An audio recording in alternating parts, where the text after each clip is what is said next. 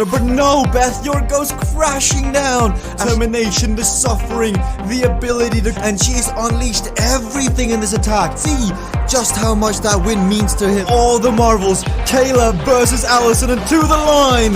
Kayla Laguna takes the victory.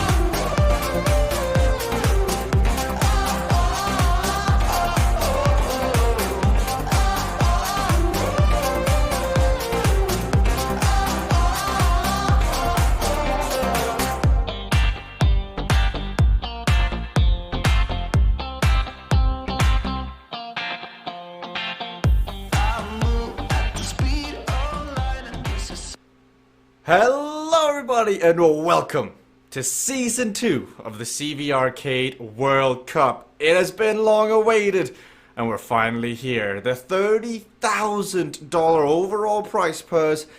I mean, I cannot wait to get the show underway. My name is Jesper Anker and I'll be guiding you through this next hour of CVRcade World Cup racing, and then the hour after that we have some after party, racing, social, and we'll just debrief after the racing gets underway. Today, the teams will be racing for $250 for the winning team, $125 for second place, $100 for third, $75 for fourth, and even more money 5th through 6th through 7th through 8th. There are 6 teams in total today taken to the start line of Season 1 of the CVRcade World Cup. We've got 4 races. Throughout these 4 races, whichever team accumulates the most amount of points will go on to win the Omnium and win the money. Each team has nominated a captain. The captain scores 1.5 points extra, multiplier on top of the points. We'll see it once we get into action. A team is made up of 4 riders taken to the racing today, and the best 3 scores count. Now, I do want to let you know that Cade X is a team racing today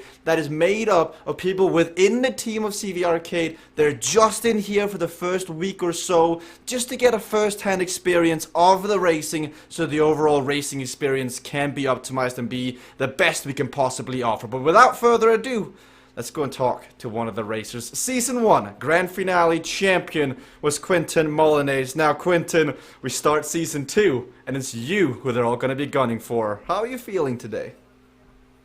Quite nervous, actually. I didn't really sleep much last night. Was turning and twisting in my bed. So I'm actually more nervous for this than I was for the Grand Final, because I feel like I have a responsibility to the team. Now, you're the captain. Now, has your team, when you put your names in, was this a unilateral decision? Did you say, this is me? How did you come to the decision of having you be the captain? We just looked at who was going to race, and we all agreed that Niels had like a little bit of an off day earlier this week, and we didn't want to risk it on Niels, and he felt like that was like the sensible choice to make. Tim is crunched for time at the moment, so he didn't want to risk it, and then Casey decided to leave it up to me. So first week it's mine. Process of elimination. Now, looking across the table, we've got 5 other captains that you're going up against and their teammates. Who across the table do you think is your biggest threat today coming into the racing? I think Seb is going to be the big one. I don't think that's a surprise to anybody. I like it. 45 seconds to go, Quentin. Thank you for your time. I'll let you get back and get ready. 40 seconds is all that remains before Season 2 kicks off of the CVRcade World Cup. Quentin Molyneux, he's got the nerves, and I'm sure that other of the riders do too. You heard him say Sebastian Kuhn is the rider that he most fears of the captains. You can see Seb is smiling. He thinks not. He is heading up Team Cognition today. There's also Team Havoc making their first appearance today, and so with Nigel Doyle being the team captain of Team Velocity. Rick Woods as well. Rick Woods is streaming in today. He's part of Team Havoc, a newly formed team out here consisting of Peter Castro, Rick Woods, Aaron Starlin, and then there is also a 4th rider out there, which we will see once we get underway. You got Ben Shuilong, the team captain of Team Hive, and then the last captain of the day in here is Frank Garcia of Team Cade X. But here we go, ladies and gentlemen. Are you ready to rumble? Because off they go. 2 laps of Echelon is first up. It's the low skill event. You've got Uncrashable, Corner Cape, Hyper and Quantum Shift on, and you're allocated one comeback kit in here. So we're gonna see how this racing unfolds, because early in, the nerves kind of sit in. You can see the heart rates here down below on the top 6 riders. Some are already quite elevated. You got Aaron Starlin, who has done a fantastic job recently on the broadcast in terms of the commentary. He's into the racing. Has he maybe been able to pick something up and, you know, from sitting here in the booth, watching the racing, can he apply that to the racing? We'll see. Casey Shum is also in the broadcast today. On very brief notice, he managed to get a Team Cycling Hub jersey to match the in-game kit. You can see no longer the CH tank top, he's now got the full-on display. And there's room for some growth into that one. He built that with comfort in mind, as it looks a size or two too big. But when you're racing, that's all that matters. But one lap is coming down. Look at the speed! They're doing 82 kilometers an hour right now. And if you're on a smart trainer, if you've got the resistance, you can already see Casey. He's bumping on the saddle. He's sitting up and down. He's talking to his team in here. Who is going to get ready? Coming up to the sprint here, it's your top 3 scores that count. Your captain counts 1.5 more. This sprint is going to be mental. They've hit 90 kilometers an hour. And now, I know it's a Derny team, but they've essentially hit terminal velocity. Quinton is laughing at it here. He's having fun with it. Thank you to everyone who's tuning in the chat, by the way. I see Sushi Salmon, I see Glenn, I see DK Mansuni, I see Moti, who couldn't make the racing today, I don't think so. As we see this massive start list on display. 1.4 kilometers to go. Here are 2 captains side by side. Quinton at the back of the blob here. Jonathan's at the back. Timothy is just at the edge here. Who's gonna go? Team Cycling Hub, Havoc, everyone is moving up and down. We've got the team leaderboard in here, and they've hit 95 kilometers an hour. We could hit sound barrier. Quinton has gone out. Quinton is using the comeback kit. He has gone way out. This is the captain of Cycling Hub. He knows he's made a mistake. There's no coming back, and the nerves are getting the better of Team Cycling Hub's captain in here. Now, Ben Shuilong, what's he gonna do? Is it the same? He's creeping on back. They're at 93 kilometers an hour. 400 meters remaining. Here they go. Sebastian Kuhn has hit the front. Nigel Doyle has hit the front. Rig Woods at 1200 watts. 200 meters remain. And there goes Ben. He stands up. He stamps on the pedal. Frank comes on through. Timothy comes on through. And 95 k's an hour. There is no... We need the instant replay to see who took that one. Now, of course... Quinton Molinez here. Let's just hear from Quinton. What went wrong there? The thing is with that group is you'll slingshot from the front to the back very quickly. Well, Quinton, I'll let you debrief with the team because there'll be some words. That lucky though for Quinton and Team Cycling Hub, that was just the first race of the day, the lowest score multiplier available. But that's definitely not the way they wish to start this one off. Waiting on the results to finalize. We're seeing the results here. It does look like Cade X scores the most amount of points here. 1 point above Team Hive. Then Team Cycling Hub is 7 points down or 8 points down. Then Havoc is 18 points down. And then Velocity and Cognition further down. So crisis could have been worse for Team Cycling Hub, but it is not to be. Now, we do have Frank in the audio, and it looks like KDX came out on top. But Frank, we saw 95 kilometers an hour. What was that like to race? Oh, that was an absolute blast. That was truly great. I have a 5411 for gearing for the cycling geeks, and you needed every bit of the 5411. So I might have had a little bit of advantage. Most people have a 53 on the front. So that probably gave me enough of an advantage. And we're just in here, KDX exhibition team, just for a couple of weeks, see how the racing goes. But I still will be somewhat competitive, and we'll see how that goes. But anyway, we don't really count. So we'll score on the scoreboard in the Omnium, but the official results won't have us. So just having some fun. There you heard it from Frank Garcia, KDX. We want to quickly make the rounds as well because we only heard from one of the captains prior to the racing beginning there. Just happened to be Quinton Molinez. That was the first one off the back. Team Hive, just 0.8 of a point behind Cade Exhibition. Ben, This is an event you guys do well on. The low skill event, you, Timothy, Jennifer, that looked like it went pretty well for you. Yeah, absolutely. Fair play to all the team. Timothy really nailed the timing there and got second place, which plays a big part of the second place overall. So, yeah, a great start. We're all loving the new scoreboard. And yeah, I mean, it's such a fast race. It's crazy. I mean, anyone who ends up on the front was going to get hit with a wall of air resistance. So it was tricky to get that timing right. Now, Quinton said he feared Sebastian the most. Do you like being the underdog? Do you like being the ones who are not really looked upon when you're the racing? Yeah, I think so, to be honest. Yeah, I mean, that's what it is, being an underdog. You know, maybe people don't pay attention to what you do, or maybe, pay less credit to any attacks that you might do. So I'm happy. They don't see me come in, that's fine. Oh, I like it. Let's go down to Sebastian Kuhn and Cognition, because they're currently occupying the last spot. Seb, that could have gone better for Cognition. How are you guys going to make an amends going forward? I think, unfortunately, Homer and Jonathan lost contact to this roller coaster rocket running with 90k.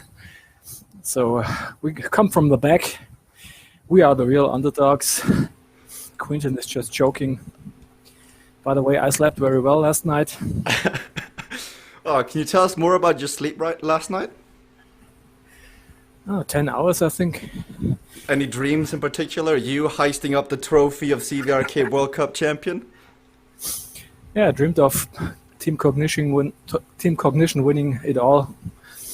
Well, let's see if we can make your dreams come true in this one. 2 minutes to go, Sebastian. Good luck to you and the rest of the team. We've also got Nigel Doyle, who's currently down in 5th. And Nigel, that last race, I mean, we're lucky that you guys are still on planet Earth, because if you went any quicker, you'd be out in space right now. Talk me through that race.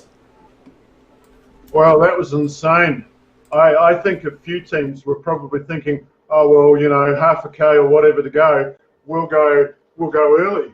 But the blob was going so fast, I said to the team, if we go off early, you'll actually slow down. So we're all together with a big sprint at the end. So that was just crazy fast.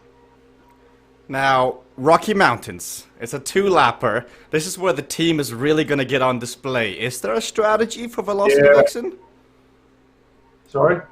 Do you guys have a strategy? How long have you been planning this specific track? Yeah, don't crash, because we're now into events where we can crash. We've got a lot of riders. We've got wind, a side wind with echelons. But, okay, normally, you know, if you had 10 riders, fine. But if we've got, you know, I don't know, 30-odd riders, changing lane and crashing is going to be a big part of it. We'll see how it goes, Nigel. 40 seconds remaining. Good luck in there. Half a point is the difference at the top between Cade X and Team Hive. Cade Exhibition, of course. Team of the Cade team in here. Just getting first-hand impressions. They are not eligible to score points towards the overall standings or win the prize money, but they're in here. And you heard what Frank said. He is not gonna give up without a fight. He's gonna be competitive, and he's gonna race this one like his life depended on it. And you know what? 2 laps of Rocky Mountains. This is gonna be really, really fun to race, because I'm expecting Cognition to come out and hit this one early. Sebastian said it himself. It was Homer, it was Jonathan out the back. We've already got power-ups. Team Hive, they got a weightlifter from Timothy, a weightlifter from Ben, Kayla as well from Team Hive, trying to catch the rest sleeping, and it's only Timothy Tamont who really got away. You've got 1 weightlifter, 1 wind at your back, and 1 quantum shift, and that's 3 members of Team Hive all executing their one power-up right from the gun, and it didn't seem like it had that much of an impact on the rest of the racing. So now it's all about taking stock. The biggest momentum change is at the beginning of the race. You've got to sprint out of the gate, find a wheel to latch onto, and then just hope that it slows down. Now, Timothy off to the front here to the right. Team Hive is the riders in the red kit in the game. You'll see one to the left of Quinton, one behind him at Ben, and all the way to the right, Timothy. Then you got Velocity Vixen, Frank Garcia in here as well. Already, this is a massive group of racers. And there's got the wind. The wind here is a crosswind. It's coming down from the left side here. So you really want to be sitting towards the right here and getting a draft as Homer is going on to the attack. Homer Thompson, a fan favorite of the broadcast. He's brought back the Hawaiian cycling shirt here. He's on a cruise and he's ready to make everybody else, you know, sunbath, maybe forget their bit of sunscreen and then get burned. As Homer Thompson here riding the chariot into the sunshine here. So Casey Shum, only rider there right now. Sebastian is there too. So from last place to first place, Cognition right now is in first spot, and as I say that, Team Cycling Hub overtake him. So with the way scoring is set up, you have 4 riders of a team in the racing, and 3 riders score points. And so I do see, I think we've got Channel 1 in here. So Channel 1, welcome to the CVRcade World Cup broadcast in here. This is Season 2. We've had Season 1 just before Christmas. There was $25,000 in the prize purse. Now we've upped it. We're at $30,000 in the prize purse here. Riders from across the world riding their bikes in real life. And that's being transmitted to a virtual game. It's the online fitness game that has esports for everybody. Physical equalization allows everybody to have a go at riding the platform and being competitive. This is the CVRcade World Cup. Teams in here, they have 4 riders each. Sebastian right now, as you can see, he's riding for Team Cognition. He's their team captain. He's scoring 1.5 points in here. Well, he's timing his points by 1.5, multiplying his points by 1.5 in here. So his position is extra crucial. The same goes for Quinton Molyneux. Now, just today alone, the winning team will take home $250. So I know you guys are out there, you're watching it, you're racing it, and you're interested. Well, you don't have to watch all 8 weeks. Today alone, there will be a team walking away with $250. There'll be another team taking 125. Third place will take 100. You got 75, 60, 30, 25, and 20. Every team in here will take home some sort of prize check. They will take some sort of prize money away from today. So if you want to try this, you can do it because the game is free to play. We got Rick Woods here. He is on the left of the side of Kayla Laguna. What's he gonna do? You can see his face, the facial expression, the suffering is hitting him. He's turning red in here as he's got havoc on his shirt here. But is he gonna wreak havoc with the rest of the peloton? But Sebastian has gone on to the attack. Jeff Rooney's at 205 equalized heart rate. So the Velocity Vixen rider feeling the pressure now as we're on the incline of Rocky Mountains. We're coming to the top here and 2 riders have broken away. But it's the team captain of Team Cognition. Who else is going to come with it? Nigel Doyle down in 3rd place. He's the captain of Velocity. Cade Exhibition with Frank Garcia down in 4th place is also the captain. We'll see if he's going to get away. I do see we have Wim in the chat. We have Excada in the chat. Lanceral Storm. Fishy199 in the chat. Finite Acorn. Thank you so much for tuning in here as we've got more attacks going up the road. Frank Garcia here in a bit of a middle position here. He's not towards the back. He's not up towards the front. What does he do? We'll come back to him in just a second. As on the left, it's Quinton Molyneux, captain of Team Cycling Up. On the right, captain of Cognition, it is Sebastian Kuhn, who has just gone off the front, but he's been caught. Now, there's 12.5 kilometers left. So they've already gone hard, and they're not even halfway through this race. So what are they going to do now? As they're cresting the top of Rocky Mountains, they've got to do the descent again. Jonathan Heron is off the back. We have to start looking at what teams have 3 riders in the front. Team Cycling Hub, we see 3 riders all towards the front. Cognition have 2 riders. Velocity have 3 riders. Team Hive came into this leading the race, but now they've only got 1 rider up here, and they went from 1st down to 4th currently. And just like that, it can swing in a moment as we're down with Ben Shuilong. Where is Jennifer Garcia? Where is Kayla Laguna? Because every position matters in this race. As I see Tam Burns is down there as well. Aaron Starlin of Team Havoc. This is usually where his stamina tends to become an issue as he tries to get better. This is Aaron Starlin down in 29th place, and looking around him, there's nothing but trees. He needs to get back on his horse and ride to the front. Jennifer with the bot patrol, so that's another rider from Team Hive off the back. Then we got Team Cade Exhibition with Vanessa, with Sharon. They're off the back as well. That will severely dampen the chances. Team Cycling Hub has Tim Fulford off the back here as well, down with the bots. Kayla, Tam, Vibeke, and then Homer Thompson, who has been shelled from the front group. He's further down here now, and we'll see if he can manage to come back up. It's a long race. There'll be some who'll be saving their energy, because after this we've got 2 more races. We've got Submerged Stadium and we've got Saturn. So it's far from over once this race finishes, because this may be the highest scoring multiplier at 2.5 times, but the next 2, they have a combined total scoring multiplier of 4. So there's a lot of points up for grabs here, and we'll see what the racers are thinking. Now, we've got Ben down in 9th place here. Let's see if he can get on back. I know he's struggling. Here's a 178. He's sitting with Frank. He is chatting away. Let's see if he can make it back up. As Nigel has gone down, the team leader of Velocity has crashed. Nigel, what happened in that corner? We knew it was a 50k corner and we were slowing down. We didn't slow down quick enough. Well, get back on. You need to get up to the front and make sure you get all the captain points.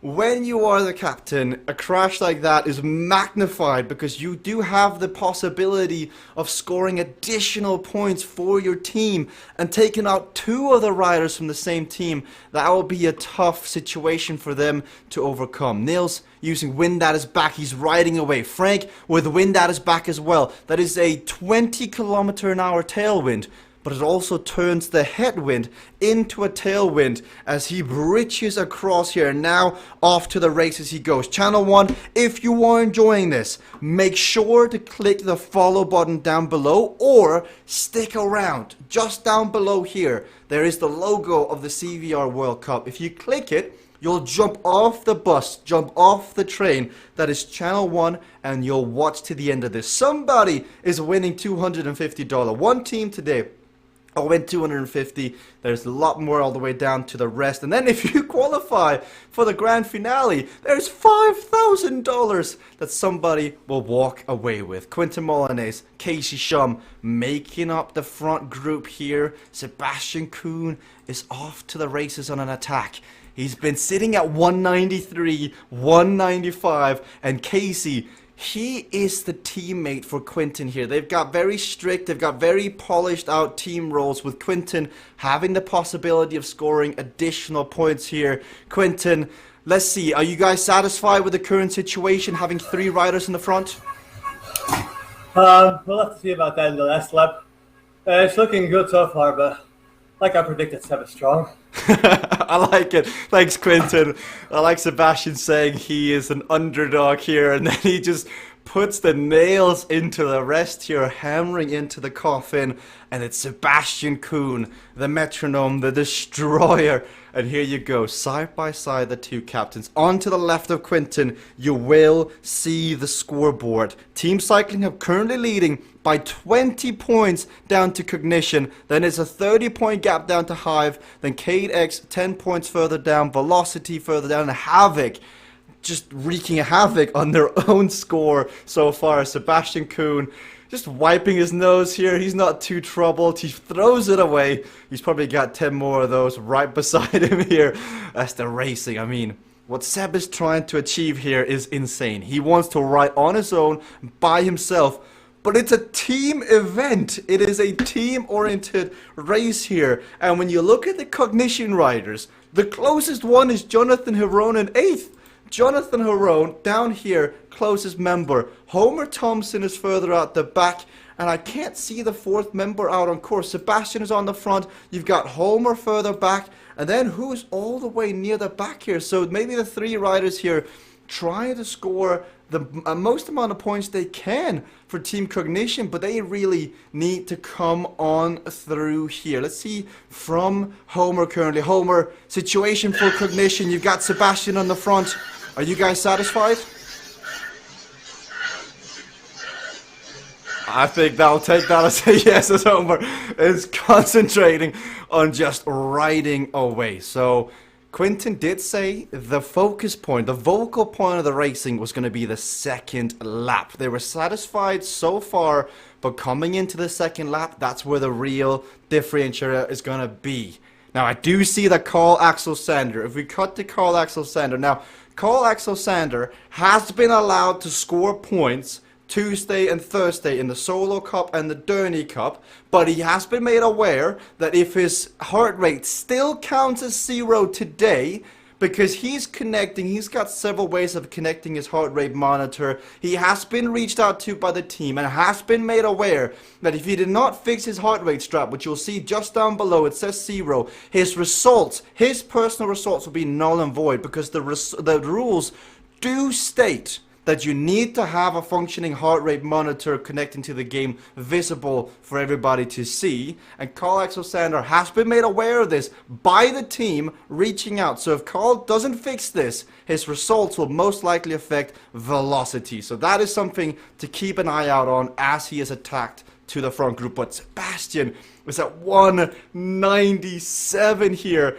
and it's up to Quinten to try and bridge this gap. And it's harsh. It's a team-oriented race, but every rider here now, they're just in it for themselves now. It is a ones and ones, and you're just holding on to the nearest rider, hoping they will drag you further up, as Quinten has got his head down here, and he's trying to ride away. Doesn't look too good for him. Down in 9th place. We'll see. Ben, Team Hive came into this, the leaders. You guys are now down in 4th. How are you going to change this? I don't know. I'm smashing my legs out, but not going anywhere. Well, you need to get out of the quicksand, Ben, as you get onto the pavement and just ride. You can do it. Ben Shuey along, saying he's just smashing the legs out. He is with Tim Fulford, who is the bracketed session tournament champion of the season 1 of the CVRcade World Cup. So it is no slouch to be down in 10th. And looking at the intensity of the racing here, you can see Frank as well, really just trying to ride away. He's got Jonathan, he's got Niels, and this chasing group is 8 seconds down on the second group out on the road. And we start because this is where the rules really get interesting, because the top 3 riders are the riders that score, as Ben Shuilong seems to have gotten off the quicksand onto the pavement, and with his wind at his back power up 20 kilometers an hour tailwind for 10 seconds, he's trying to break away. Channel 1, I urge you again, if you are enjoying it, because I know you're sitting on your couch, you're sitting watching your Xbox, you're on a computer, if you are interested, because, you know, Channel 1 is a never-ending train. It will just keep going, showing the great streamers of the platform. If you want to see how this ends, because there are 2 more races after this in this zone, make sure to click the CVR World Cup picture down below, because we've got more racing. At the front, it's heating up. Quinten is just trying to secure his place. It's Atom says, can anyone please explain to me what this channel is about? I am new. It's Atom. We are physical esports. These riders, they are playing a game using their legs as the controllers, and they're doing it for real money. These racers today, the winning team that scores the best across the 4 races will take home $250. The game you're watching is CVRcade. It's a free-to-play game that utilizes groundbreaking technology to turn your bike, your stationary indoor bike, into a tool, into a playing, exercising machine that you can now have fun and connect with riders across the world, and you've got a chance at winning money. It doesn't matter if you are the best in the world or a couch potato like me, you've got a chance thanks to physical equalization. But Casey Shum is up here. So highest scoring in this race currently is Cognition, but it is so close in the top 4 as the results keep changing. The discrepancy between the top 3, top 4 here ranges between 20 points, 30 points, and we've got a technical race coming up after this, so we'll see what's gonna happen here as the racing kicks up again. Quentin Molyneux on the front. Sebastian is still a 194 on the front here, so Team Cognition is winning the race on the front right now. But they're severely lagging in extra, support further down. Homer in 13th, Jonathan in 7th, but Jonathan is making his way back. The Blocked Rocket, as he made his name. I do see Channel 1 is moving on. Make sure to click the CVR World Cup banner down below if you are interested in seeing how this ends, because there is still plenty of racing to come. This is just one of 4 races in this zone, and then we've got a whole nother zone where we'll be debriefing, chatting to the riders, and just seeing what their thoughts were on the racing, because there will be some spice in this. Frank Garcia is down here with Jonathan, with Tim. They're slowly creeping their way back here. And as we reach the top of the second ascent of Rocky Mountains, this will be the last time as well. This is all or nothing. If you've been saving your power-ups, you've got to go. So we see Cognition in first place, Velocity in second, Casey, Quentin. It's Frank Garcia just about to launch an attack, I think. Quantum Shift to go through the group. So just as we cut away, Frank Garcia pounces. He goes on to the attack, and the same thing is happening on the front. Sebastian Kuhn is leaving Carl Axel Sander. Weight lifted and wind at his back has been popped. The power-up combination on the climb. Quinton goes as well, but the gap is 15 seconds down to Quinton right now and Casey Shum. So this looks like it will be a runaway victory for Sebastian, who's at 201 equalized heart rate here. He's giving it everything. But then the question becomes, we've got 2 more races after this. We know Sebastian is like a fine wine. Like, the older it gets, the more it's been out there, the better it gets. And Sebastian in here is like the finest of the finest, but still, this is a tough ask for the machine that is Sebastian Kuhn.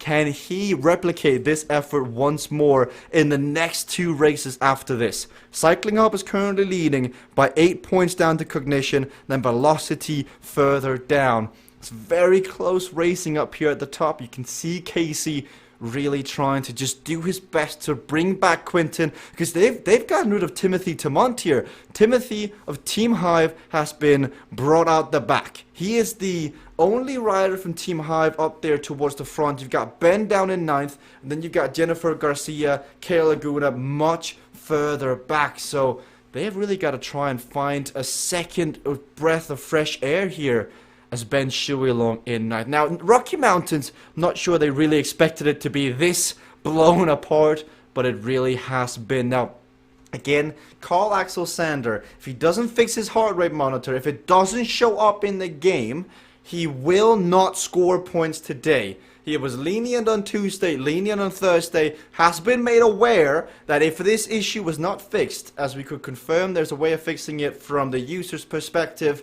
it will not count. Now, I see Carl's at 0, as you can see down below in second place. So maybe the other riders, they start factoring this in. Do you really, do you really catch Carl? Do you let him go? And also, that completely changes the scoreboard as well for Velocity in this one. Casey and Quinton taking turns, 2 kilometers left, and I mean, you can do nothing else but bow down to the master of Cade, that is Sebastian Kuhn, because we're going to see how this one plays out towards the end. But with 1.7 kilometers to go, it does look like Sebastian will walk away with it. But there's going to be some storylines on this one that'll be on display come the end of it. Cycling Hub looked to be well oiled, but they were just missing Nils, just missing Tim. I mean, Tim Fulford at this strength, you would have expected more from Tim to be at the top of the racing here. And also, Tim not chosen as the captain in here. You heard Quinton say time constraint forced Quinton, and now Tim is accelerating away, gathering even more points for Team Cycling Hub as he leaves Jeff in the wake. Seb has got 1 kilometer to go on the front. La Flamme Rouge, the final kilometer. He's got the music in his ears. He rested up on Thursday. We saw him as the keyboard rider, as he was half of the Cutmasters team in the Derny Cup with Homer Thompson. Now Sebastian is going to finish this one off. He'll get the maximum amount of rest of anybody in here, but I think it's safe to say that he exerted the most amount of energy of anyone here. From lap 1, he never even looked back. He took no hostages, no prisoners. This is the executioner, Sebastian Kuhn, that has come out and has just gotten rid of Carl, gotten rid of Quentin, gotten rid of Casey.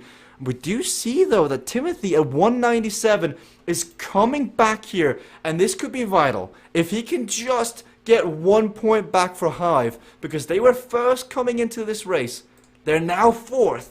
That is quite a significant jump with 2 races left. Submerged Stadium and Saturn, who knows? Week 1 of the CVRcade World Cup is definitely playing out here to be the race. Like, the racing has just been amped up. The intensity, the engagement, the excitement here as we see Sebastian Kuhn, 100 meters to go. He zips up the jersey, and I think that one, you can see how much that meant to him with the thrust added into the usual calm celebration. Carl Axel Sander will get second, but of course, pending official inquiry by the race commissioner team, as if he doesn't get his heart rate fixed, he will have a null and voided result today. Casey lets Quinton come through, get more points. They are 10 points ahead of Cognition right now. Timothy Tamont, Team Hive, not the captain. They made Ben Shuilong the captain. Now Timothy, then Tim Fulford. He's got a heads-up sprint with Jeff Rooney, and Tim will take that place. Nils Heldens doesn't come around. Then we've got Rick Woods versus Jonathan Herone for the sprint finish. The lights have gone. Oh, and Rick as well on the line gets past. Jonathan Herone gets a few more points. Frank Garcia comes over the line. Ben comes over. Homer Thompson secures a few more points for Team Cognition.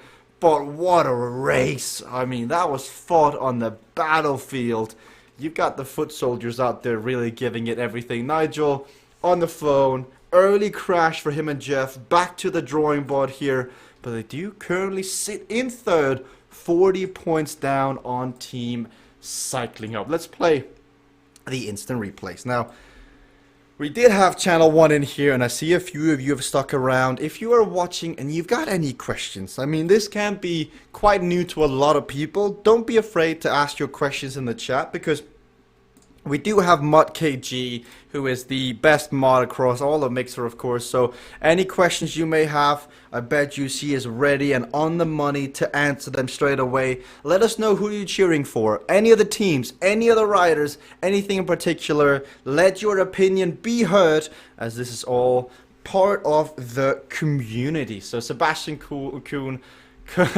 Sebastian Cool, that could be another one. That could be another nickname to add to it, because what that man can do on a bicycle is crazy.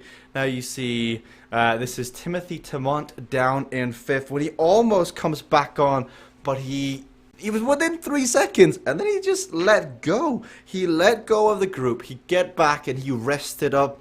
Let's see, Sebastian. I mean, what got into you, Seb? Because it looked like from the first kilometer, from the moment the gun was heard, you just wanted to rip everybody's legs off. I was scary about the big amount of riders, so I wanted to make the race fast at the beginning. and hoped to get in a group, but nobody really followed me. And then Carl came up, and together we could keep the lead. And I was lucky at the end. You were lucky. How so? I attacked in the right moment. I think Carl did not expect that and got a gap, and he could not close it. Well, that was incredible, Seb, but now the question remains, these next two races here, you would assume you've exerted a bit of energy. The last race was the highest multiplier, so this was my race, and now I cruise to the end. Well, you know, when Seb says that, guys, that's when you should really be careful. Let's go and hear from the second captain that really played a role in this one, making amends from his mistake on the first race. Quinton, I mean, talk me through the first-hand experience of the Sebastian Kuhn pain train. I'm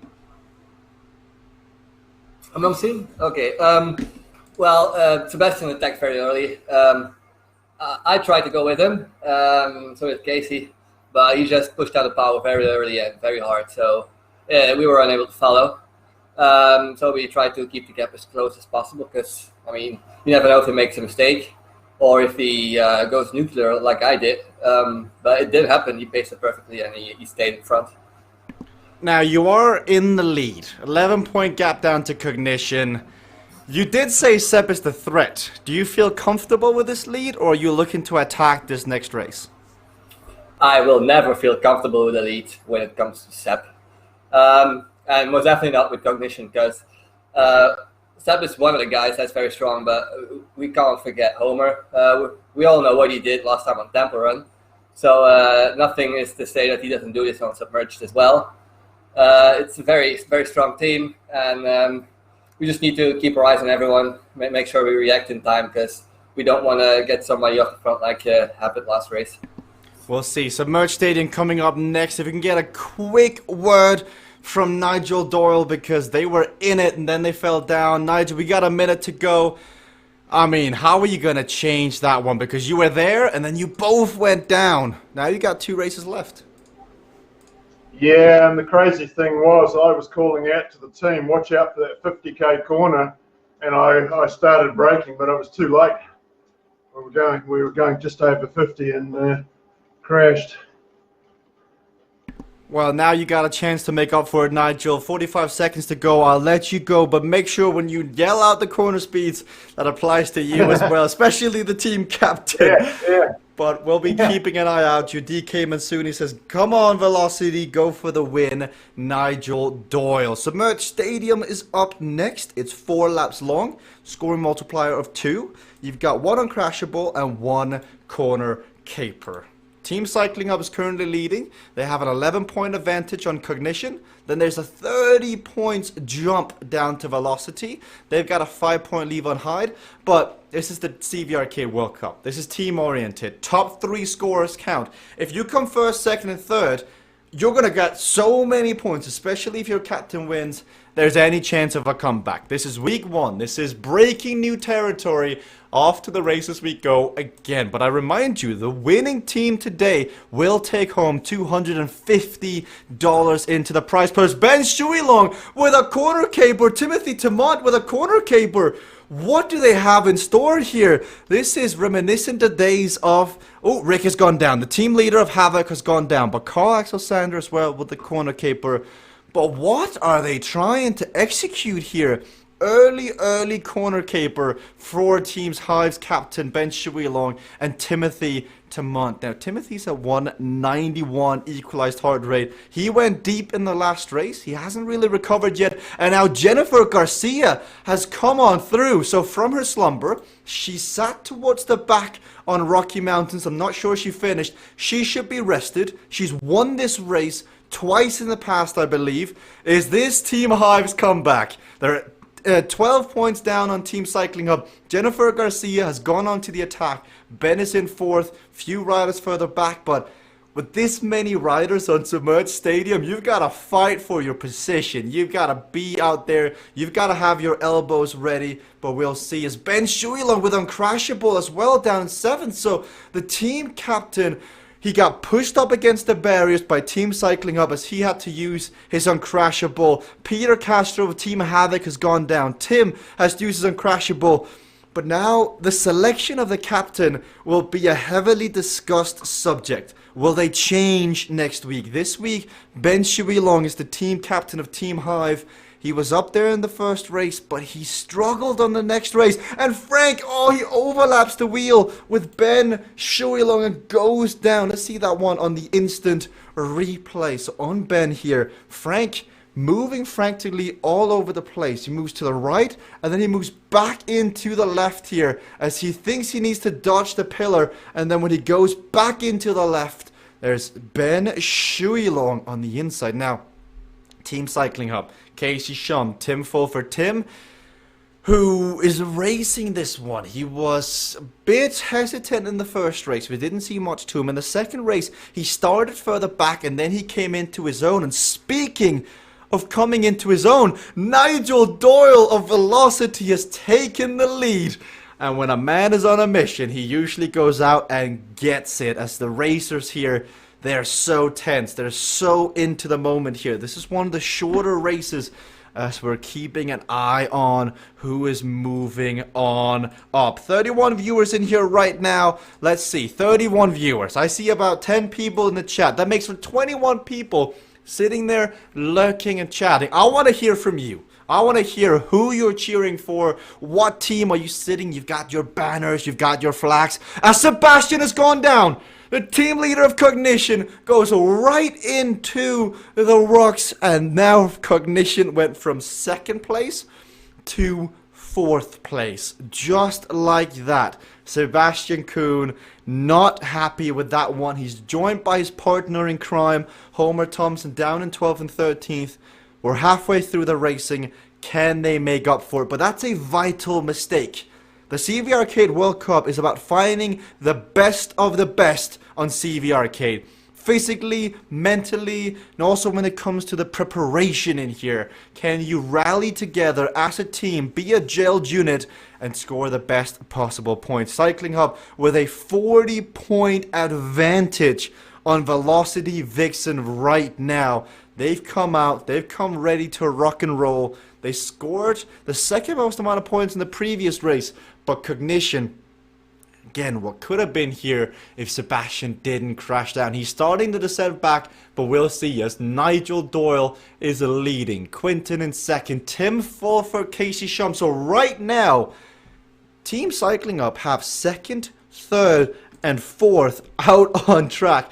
Unbelievable scenes here from the team that dominated Season 1 of the CVRcade World Cup, and now they're starting Season 2 in the very same fashion out here. They got some of the racers ready here. Jesper, it's not Homer, it's the Terminator. Get it right, I'm sorry. But Tim goes down. He goes right into the rock, and Nigel sees it. Gives himself the ability to smile, but then Carl Axel Sender gets put into the rocks by Quinton Molyneux. And so the favor gets returned a few seconds later. Hopefully we've got those on replay so we can load them up later as both the riders get put into the rocks and go down. Casey has taken the lead. It is now a 70-point lead for Team Cycling Hub. Cycling Hub have gained a 50-point advantage just here on Submerged Stadium. They have 1st, they have 2nd, and they have 5th currently. That's 50 points higher than the 2nd best team. And if you're Casey, if you're Quinton, if you're Nils, if you're Tim, this is music to your ears. It is the 6th Symphony. It's Flight of the Bumblebee. Right now they're hitting all the notes and they're ready to go on to the next stage of the X Factor. Let's see if they're going to go all the way through to the live finales, because Quinton and Casey here, once again, they have just been so in sync when it comes to the racing on Rocky Mountains again here on Submerged Stadium. We're on the final lap. We've got 400 meters to go here, and it looks like they've come out here and they're ready to show who's the boss. They're now 80 points ahead. They've scored 180 right now. And coming into Saturn, we would need a massive, massive crumble of the cookie for them to fall on down. As Quentin pops both his power-ups, Corner Caper and Uncrashable. He's on Victory Boulevard. Nigel Doyle is in third place, sprinting with Casey, but Quentin happy with that one. Nigel does get second place, so he does come around Casey at the end, I believe. Then you get Timothy, you got Sebastian, who fought his way back, Carl Alexander, Tim Fulford, Team Hive's captain Ben Shuilong, who could be having a bit of an off day currently. Homer next on up. Jennifer, who for a brief moment was leading the racing. She will cross. Then Jeff. Then Vanessa. Then we've got Team Havoc's team captain. The lights have come back on for Rick Woods here as the shirt is blowing in the wind. What an absolute crazy start to the CVRcade World Cup. I mean, you can just tell that when there's this significant amount of money on the line, everybody just goes that bit deeper. Let's have a look at the instant replays here towards the end. There was some good plays being made. Tim got put up against the barriers, then Carl Axel Sander got put up against the barriers, up against the rocks, and they went down. We've got one race left. We've got Saturn coming up. 4 laps, 1 Racer's Edge, 1 Inertia, 1 Path of Least Resistance, and it's a 2-time scoring multiplier. Team Cycling Hub is 60 points ahead of Cognition at the end of the day. 60 points. That could easily be caught back here because the majority of Team Cycling Hub's lead all came in the previous race. They took over 30 points in one race. As we'll see the final bit of highlights. As we watch the replays here, Quentin, that last race, at one point you had second, third, and fourth. What do you think to yourselves? Is it just contain? Is it attack? I mean, you guys couldn't have played that much better. I'm not sure what was the deciding factor for us being so high up in the ranking. I did see a few people not being very conscious about their lane choices, and they got caught out a little bit. Ben did get caught out of guard at the start of the race, but he knew he had an uncrushable and he used it. Yeah, just a few people just being a little bit unaware of their lane choices. With such a big group, it's very important to think about that. Now, 60 point is the lead. You said before there's no lead that's ever secure enough. Is 60 points where you set up the tent and start having the campfire?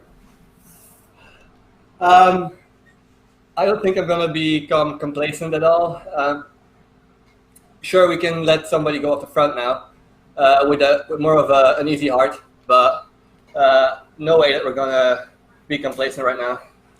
Let's go to Sebastian Kuhn, who from hero to crashing in a few seconds. Seb, that crash, falling down, I mean, what happened? I don't know. Suddenly there was a big piece of wood in front of me. And I crashed hard. Broke nearly every bone. Well, we need to call the medics then, but 60 points is the gap here. You've got velocity behind you. How do you climb on back? How big of a ladder do you need to get back from this deficit, Sebastian? I think Homer, Jonathan, and me will come in 1, 2, 3 this race, and this should be enough for the win. Should be. Well, I like the optimism, and I believe. If you believe in the chat as well, chat, let us know. Thank you, Sep. We've got Velocity Quick here in third place with Nigel Doyle as our rider. Now, Nigel, you did come second, I believe. Now, you've got to complete the comeback here. Even just the jump from second to third is another $25. Yeah, it's not about the money. It's all about winning. Yeah, no, that was good, that one. I was doing well at the front there, and then I think I sort of got boxed in. And rather than crashing out, I put the brakes on, slowed down, got out of the being boxed in. Those guys got past me, Tim and Casey. So, and then I sort of hung in there and then picked up Casey at the end. So it was a good race. So this one, all in. All in, I like that. Velocity currently in third. In fourth, we've got Team Hive, Ben Shuilong. Ben, it hasn't been your day just yet. How's the spirits in the team camp? I think everyone else's spirits are probably a bit higher than mine. I just don't know what's happening today. You know, I just feel like I'm pedaling in treacle. So I don't know. It feels like I'm really giving it everything, but it doesn't seem to be getting me very far. So we'll see. Hopefully, things will work out better in this race. We've talked tactics a little bit about our power-ups. So yeah, we'll just have to see how it goes. Sounds like you need a halftime speech in there, Ben. You need to rally the troops. That's the captain. You need to get them sat down and go, come on, ladies and gentlemen. Last race up. I'll let you do that as we have a minute to go here. You can see the scoreboard. You could just see the scoreboard. It's Team Cycling Hub, 60 points in the lead of Cognition. But Cognition have planned the coup. They have sat down. They've said Homer winning, Jonathan and Homer second and third. That's all it takes. Now, I do believe they're only racing with 3 riders today, and you can take 4 into a race. So they're really missing that option of bringing in a 4th rider. Now, we haven't seen a lot of blocking today. We've seen some very positive racing. We've seen a bit of positioning, I guess, taking advantage of people mispositioning, as you heard Quentin say. But it's been very positive. It's been very quick. And we've only got 15 seconds left before we're about to round off Week 1 of the CVRcade World Cup Season 2. Now, I can't wait to see how this one finishes out, because Cognition is not going to go down without a fight. We know when Sebastian says he's dead, that's when he tends to go even harder on the front. So here we go. Quentin and Casey, 1-2 currently on the front here. We got Jonathan with a path of least resistance. Oh, it runs out just before the corner. Jonathan taking a risk with the power-up that reduces the friction between the wheels and the ground. He could have very well slid out, but the Blocket Rocket, no stranger to taking risks, and that one could have paid off in the long run. Casey seems calm and composed currently. He's got the sights on the money, the points, and the potential glory that's in as Timothy and Jennifer of Team Hive are moving on up as Casey just gets out. And he gets in the way of Frank Garcia on the right as Nigel moves on through. With this many riders in, positioning is amplified. You've really got to be in the right lane because Seth can't move. He is stuck here as riders come on through. He's got Frank, he's got Niels, he's got Casey. All these riders are boxing him in. If he wants to make a move, he's got to move on over, but he's happy to stay where he currently is. Jonathan is in the attack. So the move from Team Cognition here has begun. But they need more than just third. The 60-point deficit that they have, they need a canoe and they need to start, going up the river here. They need to start climbing up on the ladder. What can they do? Jonathan is trying. Casey currently second. Rick down in fourth. Team Havoc, very new team. Tam Burns, Rick Woods, Aaron Starlin, and Peter Castrop. New team on CVRcade, and they're now trying to change up the racing. It might take him a week or two to really get gelled. Rick's got to be careful here. He slides on through, and he barely stays upright. Nice display of skill from Rick there as he goes through the corner, doesn't hit the outside, and stays on the bicycle as Frank Garcia. The Cade Exhibition team is down in 5th place currently. They're fighting with Havoc and with Hive for 4th, 5th, and 6th. Can they move on up and try and take home a better position here? They've got to give it their all here as there's only 4 laps of Saturn remaining. Now, Frank has just used his 1 Razor's Edge here. So he is really... Look at the acceleration there. The Razor's Edge power-up makes you more aerodynamic for 10 seconds. And you could just see the acceleration that he gained to go away from Quentin.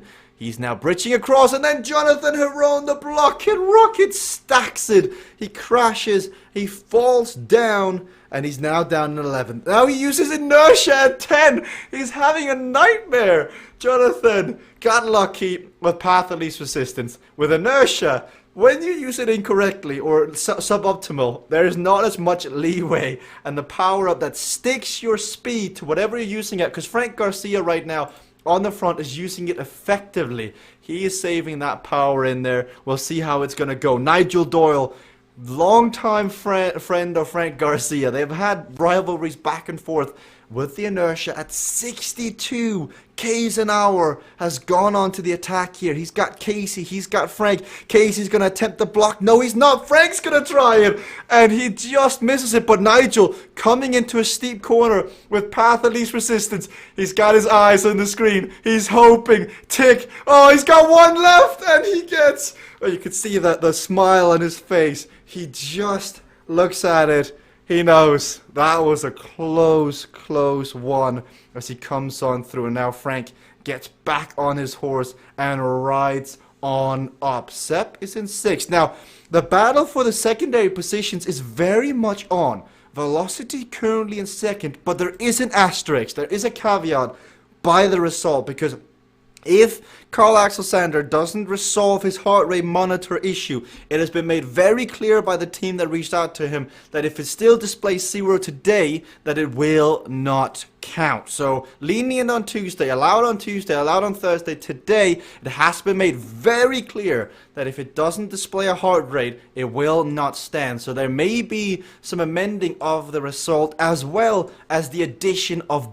bonus points. You do get 10 bonus points for streaming in with video and audio capability all the way throughout the start of the broadcast to the end. That also means in the middle of the race if necessary. Then you also get matching kit bonus points as Jeff has gone down side by side.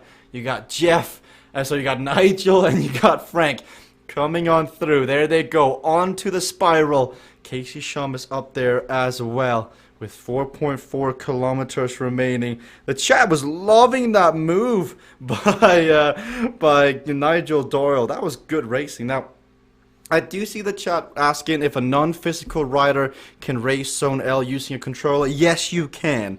We've got another zone starting in 20 minutes time. So 15 past the hour, Zone L begins. Everybody can race. Zone L is not associated with any cup. It is just Cade racing, and it is meant to be a cool down. It's meant to be more racing. It's meant to be a debrief. It's meant to be analysis of the racing. So if you are on Xbox, because crossplay is now enabled, so DK Mansuni and the rest, if you want to play with us, Lanceral Storm, you can. You can play with us in the game using your controller in Zone L. Join us here as Carl Axel Sander and Sebastian Kuhn are making their way back. Let's get an update from Quentin. Quentin, you guys are still leading by 40 points. Happy with the situation? I hope so. I'm not sure what to make of that, but hope so from Quentin. I like what Quentin is doing here. He's just letting the cards fall as they may here as he's sitting in 9th, just trying to reserve as much energy. You still got Casey, you've got Tim, you've got Nils, you've got Quentin. They're down 30 points here to Velocity. Velocity is doing what Team Cognition should have done.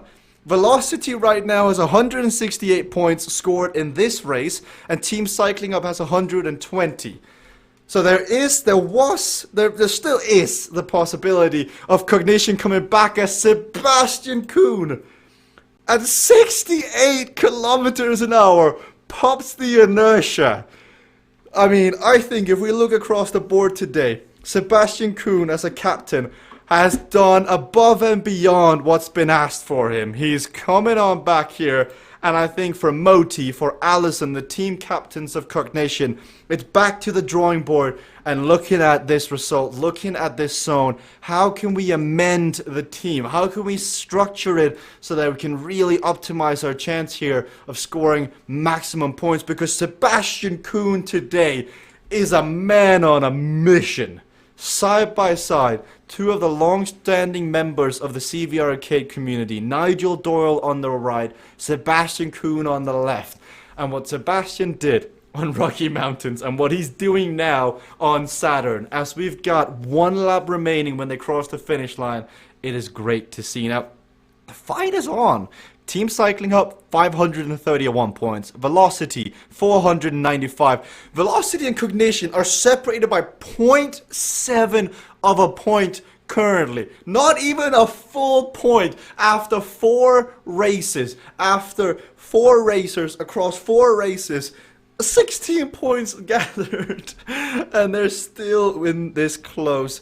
That is crazy to see here, as I can see Moti in the chat saying, we'll have 4 next week. Amazing effort from Cognition with 3 riders. Yes. Lancerel, yes, the next race will be streamed. Zone L will be streamed as Carl goes down. Frank's chasing on back. Nigel is in 4th here. Nigel, it's you and Frank here in the chasing group. How badly do you want to make sure you beat Frank on this one? I can't hear you, Jesper. It's fine, Nigel. It's probably for the better anyway. We'll let you get back on the bike here as Nigel is drilling it. Quentin comes on through, and Quentin has been sitting in the group. Now with his inertia, we're on the final lap of racing. 1.5 kilometers left, and it is starting to look like preliminary results will mean that Team Cycling Hub will take home $250 on week 1. Then you've got Cognition, Velocity, Hive, Cade Exhibition, and Havoc. This is all pending bonus points being applied, the rule set being looked through, and the commissioners, combing through the results. I did see a post the other day from Peter urging for quicker results, and we hear you, but remember, everyone has to go through. The team rigorously analyzes the results, analyzes the efforts being put out, and much rather have official results and you have trust in the system than something quickly rushed out after the end. So I do urge for patience when it comes to results here, as Quentin and Carl on the front, as the results team always takes great pride in getting the results out as soon as possible, but also getting them right. 800 meters to go. And Team Cycling Hub, 80 points in the lead right now as a unit to the second best team. Carl leaves Quentin behind. Casey and Sebastian on the front here are fighting for the victory. They're coming on through here as they come to the spiral. Casey's yet to take a win here today. He's let Quentin come through, take maximum points, but I think he wants this one. Casey, Sebastian, it is juggernauts of the platform racing-wise, and we're coming on to the finishing straight. 400 meters remain. Casey is literally throwing his shoulders into it, as Seth is cool as a cucumber, but it's Casey Shum who comes over the top with 700 equalized watts, a 2-second gap on the German Sebastian Kuhn. I think we've finally seen the end of Sepp here, unless a power-up has been retained, which I doubt from Sepp, unless he's got an incredible sprint here come the finish line, because Casey Shum grinding his teeth, showing it, celebrating it as he comes across the finish line. Team Cycling Hub, most likely, as we await second and third rider from the team. Thumbs up, happy for that one. Sebastian Kuhn, man and a machine. And then Quentin and Carl to the line. This is revenge for Tuesday, for Thursday. He pays it back. The nerves, not the start they wanted, but I think the finish, the cream on the top, the cherry on top. They'll have that hot cocoa in the shower later. Rick Woods coming through. No, we have a jacuzzi here, so I meant to say, okay, I'm just going to shut that one up. We're just going to leave that one and imagine that never was set. Frank Garcia comes over the line in 9th. Nils next. Homer comes over the line in 11th. Then you've got Ben, Timothy, Jennifer.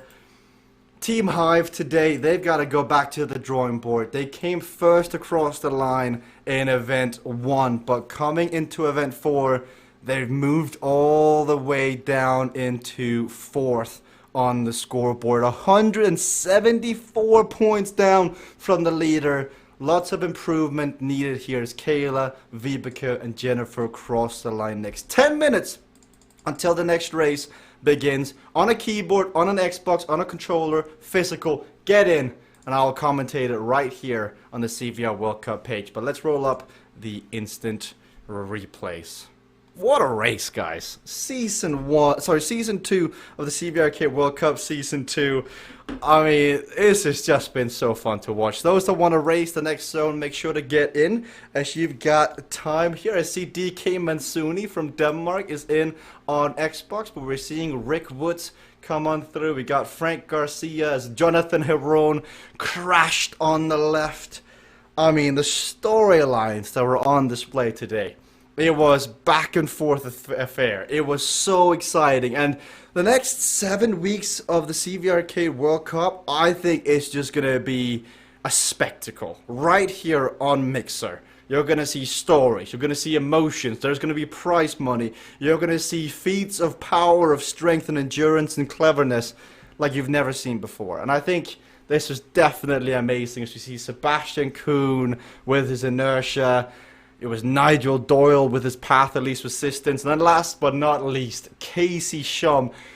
I mean, if he could pedal with his shoulders, I mean, he probably could. He probably would as he threw everything into the attack on the spiral. Sebastian Kuhn not able to close down the gap in the final meters. And it was Casey Shum. Now, I think today we saw the most intensity in the celebrations. Sepp thrusted as he put his arms in the air. Casey Shum here, I mean, pointing to himself. He's got to be careful he doesn't slam himself in the chest as he celebrates. And speaking of Casey Shum, Casey, congratulations on winning the last one. Congratulations on preliminary winning it as a team. That must feel pretty good to start the World Cup off in that fashion. Yeah, it feels good now, but oh my, on that, was it Rocky Mountains? There was nothing feeling good on that race. I think Sebastian beat us, and I think you and I both set a 20-minute PR still in that race. So kudos to Seb. I had to get him back in that last race. But yeah, I mean, good race day. I mean, our team just, it's about keeping the rubber side down and, you know, knowing when to go with the moves. And we don't do a lot of communication in the race. It's having that instinct to know when to go and willing to suffer. What lessons do you take away from your competitors? Because it was a bit of a seesaw affair. You had a poor first race, then you came back. Who do you see as your biggest competitors going forward? Because I know Q set Sepp. Does that still remain the same? I mean, yeah, Sebastian's always been super tough, you know, last season even. But, I mean, every team has strong competitors on it. You never know when a homer is going to sneak out there and beat us all by a minute and a half. You know, you never know. And that's what's good about the platform, too, and the way it's set up. You can't take anything for granted. I mean, there was a couple times in races today where we were a little worried, little mistakes. You know, we were still gaining big points, but there's still some things we can tighten up to do even better. So, and we know the competitors are watching and they're going to learn from what we're doing too. I'm excited. I can't wait to see. Thank you, Casey. Thank you, Quentin, for streaming in for Team Cycling Hub. We've still got 7 minutes until the next zone begins as we've got the highlights. Let's go speak to the man, the myth, the legend that you're seeing on screen right now. Sepp, roller coaster of affair for you, for all the teams today. You only had 3 riders from Team Cognition. I mean, I thought you held up your own pretty well. What do you take away from today's racing? Yeah, we did well for the underdog. I'm very pleased with the second overall. Casey was too strong at the end. I had nothing left. And Jonathan pushed some wrong buttons on the keyboard, so I had to give it all to make the second place, sure. But I'm very happy with this. Omnium went well. Now looking forward, Sepp, because if the result stands, you guys do take home $125. I know you guys split it with a team. Looking forward to the racing, because we race another 7 weeks of this. What can you guys improve on? Yeah, I hope we can start with 4 riders in the next Omniums, so we can use more tactics. With 3 riders, it's hard to do some tactics because everyone has to finish the best he can to get the most points. With 4 riders, you have more opinions. I can't wait to see you guys bring 4 riders, and I'm fully with you, Seb. Amazing to see. Thank you for being on stream, and thank you for Homer as well of Team Cognition. And by the way, Lanceral, this is an open race. If you want to race on Xbox, crossplay has been enabled. Get in the race here, have some fun on the keyboard, because this is an open race. Name of the game is just to have fun and debrief from the racing chat, social, but still with an ounce of competitiveness. Let's go and talk to Velocity Vixen as we're seeing the highlights of, or the lowlights of Jonathan Heron pressing the wrong buttons. Nigel, overall, you happy with the performance for you guys? Because you were there. I mean, Carl, again, maybe when he solves his heart rate monitor, you can even be even better. But what did you take away? Oh, that was pretty good. 3rd place overall. Yeah, we're pretty happy with that. Yeah, we've learned a few things to take away. Such as? But generally, things went pretty well. What are you taking away from this race in specific? Oh, you've got to do your preparation. You've got to know your corner speeds. You've got to think about it in advance with a lot of riders. Changing lane and crashing into other riders is really important. So you've got to be very conscious of what's around you, more so than normal. Well, I'm excited to see how you guys, really act on those action points going forward as a team, Nigel. I know you have a few riders also really being able to shine through here. Carl, Vibeke, overall very strong team with Jeff as well around you. Thank you for being in the stream today. Let's hear from Ben Shuilon, because Ben, towards the end there, if you are still in here, I believe you are. It was a day to be left desired from you guys, but when you're at the lowest in the valley, there's only a peak at the top. How do you recover? Well, we did come 4th, not last. So it's not we're not quite at the bottom of the valley. I think I just don't know. I just had a bad day. I guess that's all I can put it down to. For now, my computer was having a little bit of lag in the last race, so it was a bit tricky, but I managed not to crash, and actually I felt okay in that last race. My legs started to wake up a bit. No, we're a new team. We've still got a bit of a way to go, but I think we're committed to try and improve things, and it's just week 1, so still plenty to play for.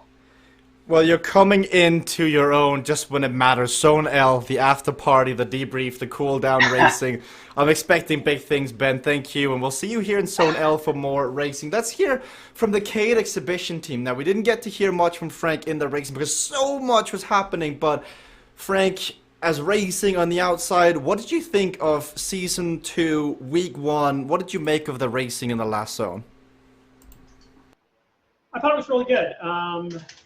Unfortunately, velocity and cognition went down in the 3rd race. I think the leaders went down. Otherwise, I think it would have been really, really close. Really hard racing. Pack does make a difference, but you can still do a break. Seb showing us that for sure. Power-ups played a big role on Saturn. Anyway, it was good to be in and kind of get the feel for the racing and how hard it was. You can't really get that when you watch or when you talk to somebody. So that worked really well for us. Are we going to see you stick around for L, Frank? I want to. I'm pretty dead, but I want to play with some of the Xbox cross players just for some fun. At least the first race, maybe start the second one, and halfway up the climb, I'll probably throw in the towel. But I think it's really fun to see the guys come in. I know we've got to make some adjustments to some stuff, and the Xbox guys have just been absolutely great at giving suggestions, and we're going to get those into the game just as quickly as we can. Well, I look forward to seeing you and the Xbox people. I do see Wim, Lantrell, DK all mentioning they have a high ping, an FPS of 4 to 6. So the team, by the way, that's great. The team is aware of that, so please do. Not sure why I just went out of focus there, but the team is aware of this, so please, thank you for your feedback. Have fun with this, nonetheless. This is the first time I see you in the stream. We got Mansuni in here, DK Mansuni, a fellow Dane. That makes Vibeke Bertram, Jesper Anker, and now DK Mansuni. I see Wim Moisen as well, standing still currently, but he's probably just, you know, warming up his trigger finger. He's sitting there, and see, we got Lantrell Storm, who is ready to go as well. I think they're getting ready for the CVRcade World Cup Keyboard Controller Olympics as they want to race with us. It's amazing to see, guys, because you're always in the chat. You're having fun with us. You can see the teams chatting away. So this zone, oh, by the way, shout out. I see Glenn as well in here, Team Hive member, part of the Hive Hornets Derny team for the CVRcade Derny Cup on Thursday. So that does not go unnoticed, Glenn. We got Vibeke back for more, Kayla's back for more, Niels, John Pyle, I think his name is, John Poole, John Pyle, I think so. Sorry, John, if I'm butchering your name. Seeing is in here. Sushi Salmon is also getting in the racing. Sushi, if you don't make this first race, which has just started, there's another race coming up just in like 5 minutes, 4 minutes. Don't go anywhere. Join us for the next race as well. So, off to an early start. Now, the Xbox controllers do have the advantage that the controller doesn't really have much of a fatigue. So Wim right now at 1409 watts is going off the front. Let's go to Quinton here, because Quinton, I want to know, why are you not following Wim? Do you just not have the legs? Come on, man. Yeah, I'm not sure. I don't think I can sustain it. Oh, CVRcade World Cup Season 1 champion, not able to be an Xbox player. You've got it here, Quinton Molyneux. Oh, that is fun to watch. So, coming up here, you got Niels, you got Nigel. Frank saying he's going to race this one. Maybe do a tiny bit of the next one, then throw in the towel, but Wim Moisen on a keyboard in the low skill event is just sending it on the front. And you know, DK Mansuni looks like DK is staying with the group. He wants to bring the group forward. So he's like, Wim seems to be the person coming in here going, I want to win. And DK is like, I just want to belong with the physical players. Fun to see, guys. But if you're just tuning in, guys, we've just ended Zone K, which is the CVRcade World Cup Season 2 Week 1 race. The winning team preliminary is Team Cycling Hub. They took $250. Then Cognition, I believe, 125. Velocity, further down, Hives, 100 and then 175. Then Havoc, 60. So money has been distributed so far and has been won. Now it's, of course, pending official results. Now what you're watching now is more racing in Zone L, but for some it's cooling down the legs. For others it's getting in that extra bit of TSS, training stress score, you know, wanting to do a bit more exercise, thinking 1 hour is not enough. Actually 1 hour 15 is not enough. I want to get more exercise in, which there's no shame in. The best place to do that is, of course, on CVRcade. You've got Timothy Timont down in 7th. He has to use his comeback kit here to get on back. We got the same set of 4 races here in the second zone of the day. We start with Echelon, 2 laps. Then we got Rocky Mountains, 2 laps. Then we got Submerged Stadium, and we finish on Saturn. So we got another hour and 15 minutes of broadcasting live here on the CVR World Cup Mixer page. And do get involved, like in the chat right now. I do know that, you know, we've just we've taken the viewership from the Mixer chat who comment, you know, make funny suggestions. They're now all on the game, on their Xbox. They've got their shoulder turned, their, as I point away from the microphone, they've got their back to it. So we'll see. So make sure to keep your questions coming in the chat. Keep the activity high. As Mansuni with 1776. So Wim, you gotta train harder. Mansuni is pressing that button much harder as Casey Shum trying to follow the Xbox rider here for a brief moment. But I think he got burned. He's like, get off the front. Glenn is there as well. Everybody having a bit of fun here, as this race, of course, doesn't count towards any CVRcade Cup. It's just for a bit of fun, a bit of racing, a bit of extra exercise. You got races in amongst the races. I do like to see John Peel, as Quinton Molyneux here goes on to the race. We do see John. I just wanted to check. He is a Cade cadet, and Quinton Molyneux, for a brief moment there, did think maybe he could bridge across, but just like Casey, he learned his lesson the hard way. And now Wim Moisen, 100 meters to go, he crosses the finish line, and on an Xbox controller at a steady equalized wattage of 14:09, he wins first race of Zone L. Congratulations, Wim. Then we've got DK Mansuni, who is chasing on back. He's got Quinton Molyneux just a bit further back, 20 seconds back, but DK will cross in second. I think this just turns out to be two races in one. For those racing physically this one, they may just be trying to measure their legs this far in, and then we'll see the Xbox players at the front with their keyboards as Quinton waits up. Casey Shum is increasing the pressure. They worked together as a team in the previous zone, and now in this one-on-one, just like the CVRcade Solo Cup on Tuesdays, Quinton Molyneux comes on through, and Casey goes bye-bye yet again. Quinton Molyneux comes on through, takes third place. But now we got Rocky Mountains up next. Rocky Mountains, 2 laps, 7 kilometers an hour wind. This is where you're going to be wishing you were on Xbox, because if you're doing it for the second time. Now, do note that Ben Shuilong said his legs were coming in to his form here, so maybe on Rocky Mountains we might see him do a Sebastian Kuhn solo. You can see him, really nodding his head in agreement. So a solo attack from Ben Shuilong can be anticipated here on Rocky Mountains. I think he's just gushing with the thoughts of that. Let's bring up the instant replay as we have Wim Moisen here in the attack with 1409 watts. Then you've got the chasing group, Quinton, Casey, Glenn, all trying their best to come on through. Now, we don't have Wim in the broadcast. Wim says, I don't have much skill yet, so I will crash a lot, I think, in the next races. Lancero says, I'm going to go at a more human pace. Well, everybody has got different ways of playing the game. Some may role play as a cyclist. Others may just say, you know what? They gave me the power for a reason. I'm gonna use it. Now, with great power comes great responsibility. We'll see how it functions, how it plays out. Quinton, how was it like to have Xbox players in there? A different experience. I would just say Mansuni to just go off the front and just try and battle it out with Wim. I mean, I don't think anyone would mind that we have like a race in a race. Could be a cool way to show who can pick up skills quicker. Well, we'll see how it pans out. Thanks, Quinton. We've also got Frank in there at the back here. So, Frank, seeing the Xbox players in there,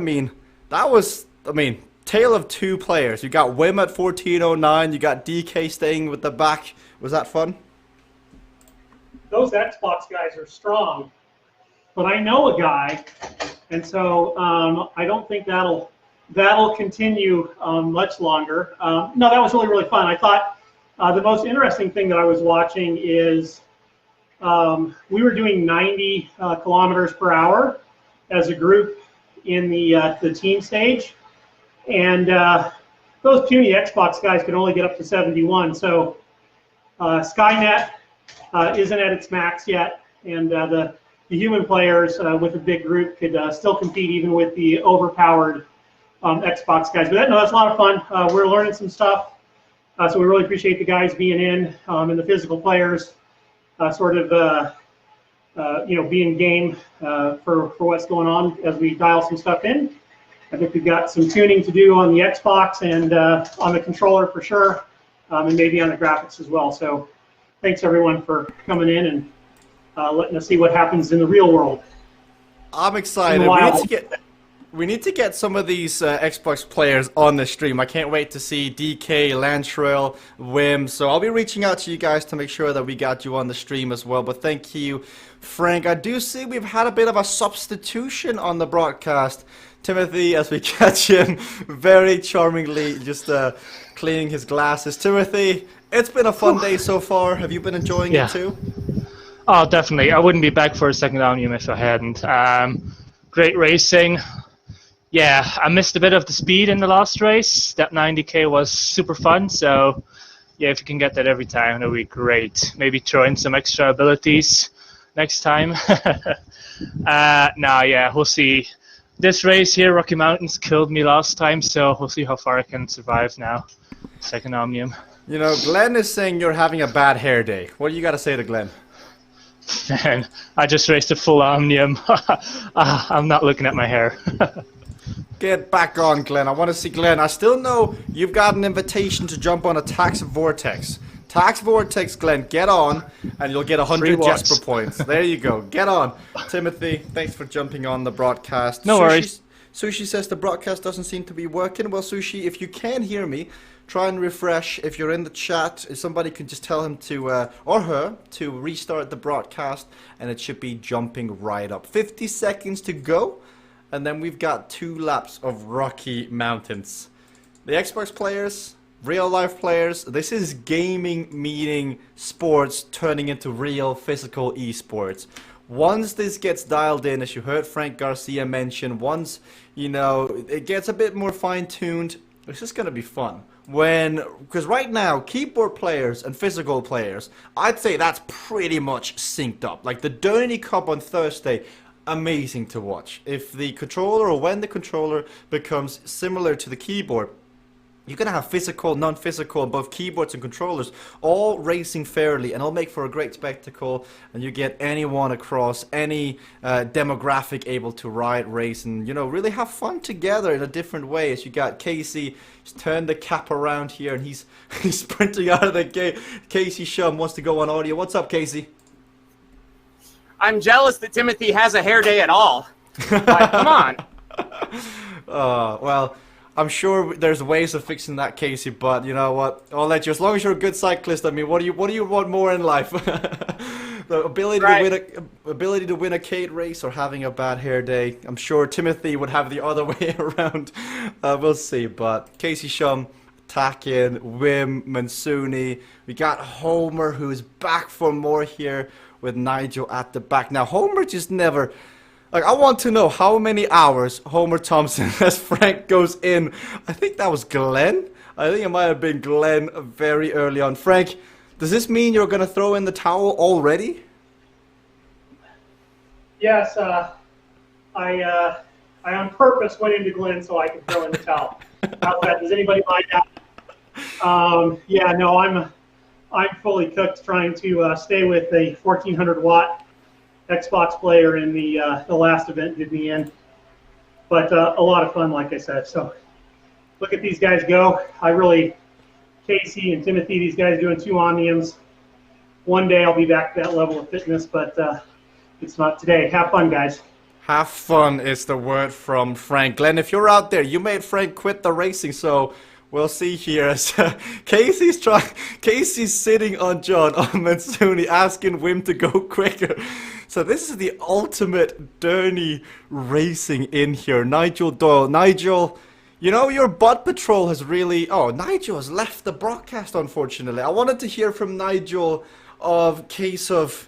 because Nigel Doyle has now upgraded his butt patrol. He's got Ada, he's got Hurdy, he's got Clarence, Musk.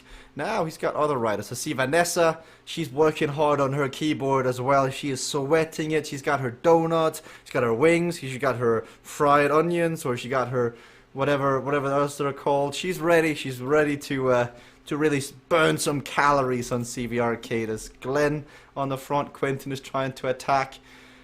I mean, I wonder what the strategy is here. Timothy, you actually have your Derny rider in here, Timothy. Is there strategy between you and Glenn? 2 laps of Rocky Mountains? Nah, I just let him free into the world. We'll see what he does. He's getting some extra practice in here. So it looks like he's taking on the controllers. Let's go, Glenn, let's go!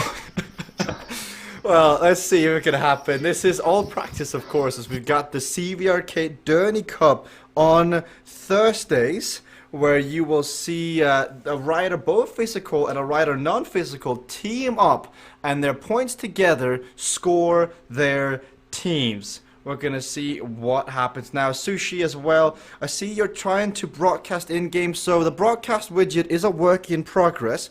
Sushi, if you'd like to be on the broadcast, we should be chatting on... we usually reach out on the CVRcade Riders group. I've seen Landstral Storm is in there. Amazing, by the way. I highly encourage DK Mansuni. I know Wim is in there as well. I highly encourage you as well, Sushi, to be in the CVRcade Riders group on Facebook. That's where most of the logistics get panned out. That's where most of the, message boards comes on through, the discussions on the rules, on the racing, on the teams you should be joining, the teams you really want to see do better. All these sort of things are happening. I see Jennifer might jump into the next race.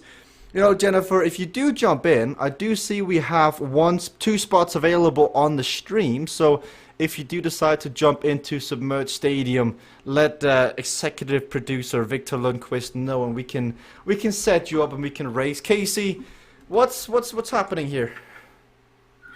I want Vanessa to keep pulling. I'm getting an awesome draft right here. What's the draft? Go. How much is the draft? 45%. That's not bad. I bet you wish you had that in the Zone K. Shout out to Lancerol and JP too. Lancerol came and chatted with me a bunch yesterday on my own stream. And JP is actually a Team Experimental teammate, and we play a little bit of World of Warcraft together. You play World of Warcraft? A little bit, not much. What's your JP's class? teaching me. What do you play? Horde. Horde. I'm a hunter, troll hunter. A troll hunter. I'm looking to my WoW expert. Give me a nod or a disagreement. Troll hunter, Vic. Nope, he says not cool. We'll go back to the drawing board. He's gonna JP. JP will throw down. Wow. Oh, well, JP is a Cade cadet, so he is having a bit of an experience today as the game is getting confident. We'll see if Casey can use his skills, level up in here as he explores Azeroth and the Burning Crusade and all that things available. This is all fun and games in here. Quentin's on the front. We have a race at the front of the racing here. Timothy was cheering on the Glenmeister. 3 racers. Glenn, Wim, and Mansuni here. 2 on controllers, 1 on keyboards. Glenn is the David to the Goliath. Can he beat the controllers? He's going to try his best. He's got Timothy further down, just riding on. If you can turn on Timothy's audio. Timothy, let's hear. What coaching can you give Glenn? He's in a high-pressure situation. How does he deal with it? Keep your heart rate under control. Deep breaths in and out. You got this. Press that plus button, mate. Press it.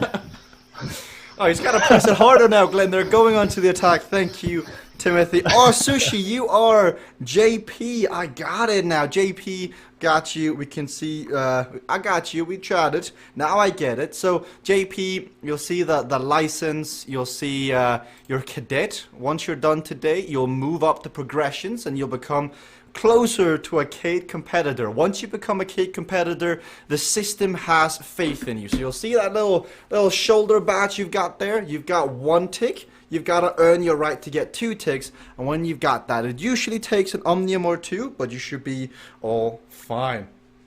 As you can see, Casey Shum here moving on through. Wanted to get on audio. More Troll Hunter? Yeah, if Vanessa can type, she can pull harder. Just send me messages. Come on, Vanessa. Ride harder.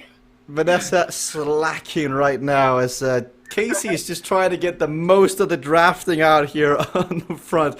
I did see Jennifer saying she was in her PJs. Now, the last time Jennifer wrote in her PJs, I think she almost won the Omnium despite not streaming. So maybe that's the secret sauce. You just have to believe in your sauce and to get on and to get racing with us. Come on. This is different. It is fun. It is all-inclusive. Quentin, is this a good, cool down? You know you've kind of won K, and now you can just have your very long victory lap? I don't know. I don't feel like cooling down at the moment. This is pretty much going full gas as well. But I kind of hate you right now, Jess, because you... Why? trust in the sauce. I was just over my addiction of Love Island. Then you have to throw that. Well, I'm about 10 episodes down. Oh, Quentin! Sorry. Well, no spoilers, please. I am 10 episodes down after being gone for a week. So I'll catch up. But Quentin having an acquired taste. That is a man of high class, as Casey Shum on the front here. It's a man who trusts his own sauce and who's been very successful with it as well here. It could be bolognese, could be carbonara. You never know. Because now Vanessa is back chasing it. Glenn did go down though. Glenn went down. Oh, I've got my phone by the way because I'm reading the mixer chat. Don't worry, we're multitasking in the right direction here. But Timothy, we see Glenn go down. The choke runs in Team Hive, it seems like. Oh, hey, calm down there. I'm struggling to follow the bots here, so he's still doing way better than me, so cheers. Oh, we'll see. He's got Mansuni 4 seconds up the road. Wim has way gone here as Mansuni now gets caught. Glenn is currently the virtual leader, leading 1 point over Mansuni. But Mansuni might just have his little fishing rod, cast it out, and he's just playing with his food because he knows. Here he goes, 1409 equalized watts. This is going to be fun because, you know, Wim went down. Wim crashed. It doesn't matter if you're on a controller. If you don't have the skills, you could have unlimited power. You could be the strongest rider in the world with the craziest endurance. But if you don't have the skills, it doesn't matter how much you ride CVRcade. You gotta, you know, pick up the skills as you ride. But Mansuni in second place. I'm just glad to see the Xbox riders. We have the Xbox riders cross-play enabled. Wim further down with Quentin. They both went down together earlier. Now he's helping out. I mean, Quentin, it seems like Wim is now trying to give you a bit of a draft here. Is it nice to have a fan just sitting there, you know, being in the mixer chat now on course with you? Oh, it's amazing to have a wheel to grasp on. He's trying his best to keep it as consistent as possible. He's doing an amazing job at it. So, yeah, it's nice. Well, you've got potential a new cycling hub recruit Wim just going, guys, you're the winning team. Can you just take me on? And Wim is putting in his application. Thank you, Quentin, for that one. I do see 23 people have stuck around. One of them, Homer, in here. He's riding with Clarence, with Beatrice. I think everybody is just getting a good exercise here as they're talking and the team comes. They're still going pretty hard. Nigel 181, 182, Quentin 184, Timothy 174, John P 180. Our Troll Hunter has got the lowest heart rate of 165 on the front. I wonder, oh, actually, can we go back up to Casey? Casey, what level are you? I'm a level 60. I just got there a couple weeks ago. Level 60? Level 60, yeah. JP brought me into my first raid about 2 weeks ago. Yeah. How do you have time to play WoW to level 60, have a family, have a job, and ride your bike? I don't. I was gonna say. A lot of gameplay late at night. That's funny. That is funny. But what's the goal then with World of Warcraft? What do you want to achieve from it? Nah, it's just something fun to do instead of sitting in front of the television, really. So, I'm not too hardcore into it. Have you ever tried the fabled as wind just comes flying by? Have you ever tried World of Warcrafting while riding CVRcade? I have played it on my bike some, yeah. It's tough to get the comfort down, like sitting here like this the whole time. I can do it, but about an hour's max.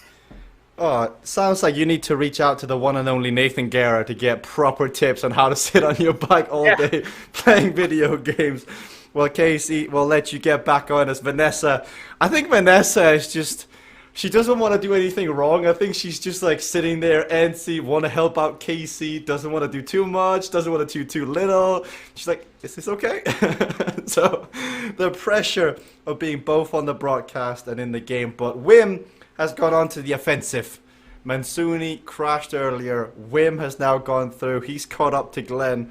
So the Xbox players are having a bit of fun in here, just moving on up, moving on back here as they're trying to figure out how it's going. Homer down in 10th. We did try and talk to Homer earlier during the racing, but I'm not sure he can hear me while riding, so we'll come to him after the Rocky Mountains is over. This is the second lap of Rocky Mountains, which is also the final lap here in Zone L. We've got 2 more races after this. So if we look forward as Timothy is down here with Tierra, he's trying to do his best. Glenn with both power-ups at the same time, so he's giving it his all now as he's trying to get up to Wim, to Mansuni, but again, when you're on a keyboard, you're at a distinct disadvantage versus controllers, but there's no stakes here other than your honor, other than getting fitness, because the World Cup, the CVRcade World Cup, the racing that happened just before this, the grand finale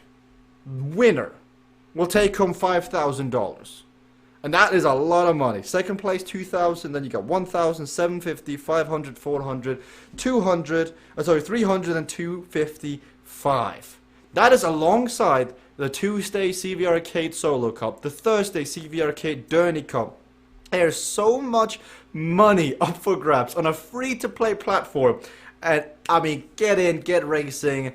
If you're Mansuni, Wim, Lanchero, get on a keyboard, get on the Derny Cup, and get racing with us. Get racing on Thursdays, get on a keyboard, get a laptop, get it on there, and get riding with us. Find a partner in crime you can jump on, and you can be part of the racing, but you can really tell Wim here, he's giving it all. The avatar is standing up. I like how Wim for a second there had to take his finger off the trigger, because you know, you get tired, you played games all day on your controller, and suddenly you can feel your finger giving out. Well, Wim, for a second there, just needed to cool off as Mansuni is giving it everything.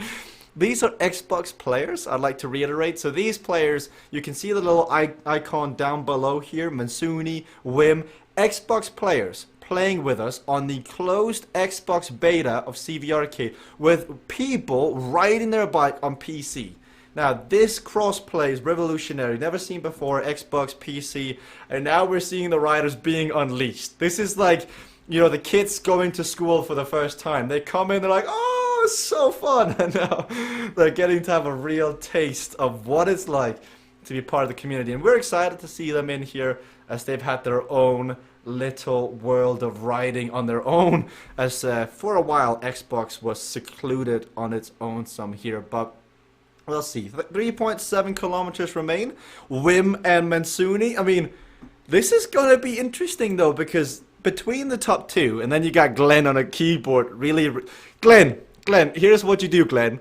Look around. If you got an Xbox controller, if you got some sort of controller you can connect to your computer, go and find it real quick so you can be in and you can race the last 2 races with Mansuni and Wim. That way, you've got the same power, because on the scoreboard on the left, Mansuni and Wim are separated by 6 points. Then there's a pretty large gap down to Glenn in 30 points. But then you got Casey currently winning the physical competition down in 4th. Then you got Quentin in 6th, Nigel, Timothy, JP. Now, JP, if you're in the chat, I mean, I want to know, because we know Casey's a troll hunter, which executive producer Victor doesn't agree with or doesn't approve of.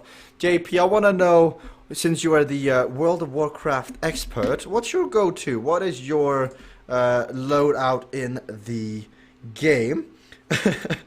Glenn saying, these controllers are insane, let me find one. As Wim has gone down, too busy looking at the chat. The producer is catching me out here. Wim crashed. He did say he may not have the skills, so crashing on down. Mansuni, 2.6 kilometers. I mean, this could be a new track record on like non-physical. I mean, he's gone pretty hard here. Now, JP does say Undead Mage, Human Rogue, Dwarf Priest are his 3 raiding tools. Now, Vic, we can go one by one. Undead Mage, yes or no? This is taking a while. Just head shake or not, if whether you approve of an Undead Mage. Nope. I don't know, by the way, this guy, like, I don't know, not sure why we're putting him in charge, even though he's played World of Warcraft the most out of both of us. Human Rogue, yes or no? He's going, yes, he'll approve of that one. Dwarf Priest. That's the one. That's the one that is the best. So JP getting 3 options in there, and Dwarf Priest is the winning option. Now I want to see a Dwarf Priest in CVRcade. Wim says the brake needs to be fixed on Xbox. It's not working for you. Well, Wim, you know, only people, you know, the brake is just a suggestion. It's like, you know, you just gotta give it your all. You never break. The key, I'm just kidding. The team will take that into consideration, and all this stress testing of the platform, we severely thank you guys, the early adopters of the platform. Keep testing it, keep pushing it, keep reporting all these things. You do find us, or you do find for us, and we'll get them. Oh, never mind. Wim goes, sorry guys, I pushed the wrong button for the brake. Oh, that is funny. Casey has gone onto the attack. We'll see. It happens to the best of us. Oh, we'll see now. It's Casey, Quentin, they're pushing it. Wim, you gotta press the brakes. You got it. This is not speed. You're not supposed to keep the bus over 40 miles an hour. This is not Keanu Reeves, Sandra Bullock. You can brake. You can come into the corner. That Wim has just given up.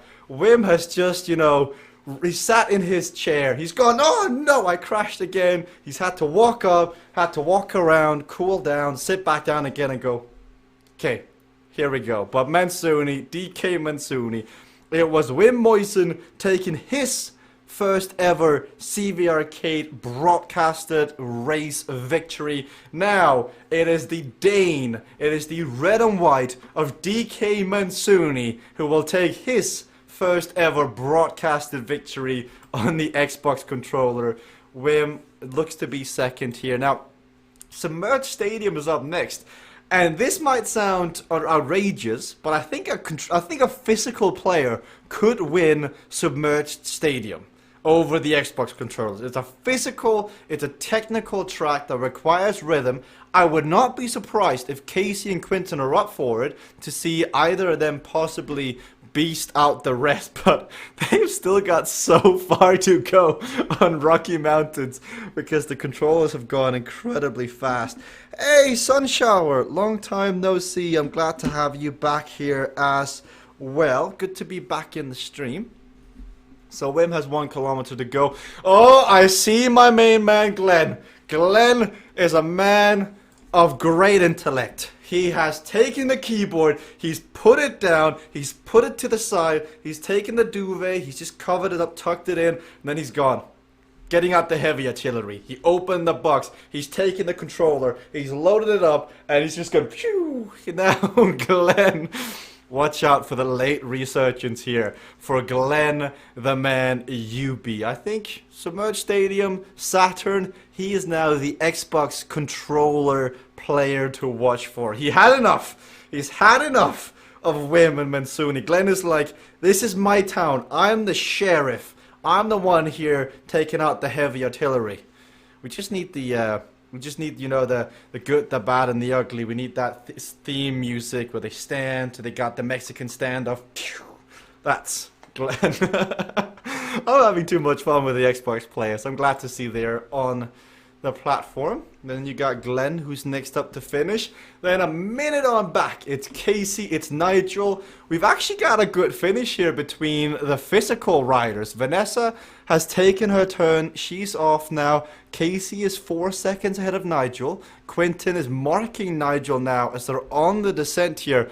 Now, the aftermath of this is that because Mansuni finished so early, these guys are only going to get a minute or 2 rest. So, you really gotta finish as soon as possible because you're going again pretty much as soon as you finish the ride here. So, keyboard riders really shaking things up here. Homer may not even finish. JP, they might not even finish in the time cut. Timothy Tamant as well, with Lancheril getting a bit of help further down. So we'll see now.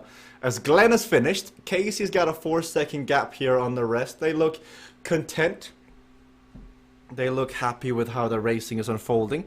I wouldn't be like, I think Vanessa is too nice here, but if I'm Vanessa, I just hammer that plus button and go, I did all the work. I helped drag you guys to this position.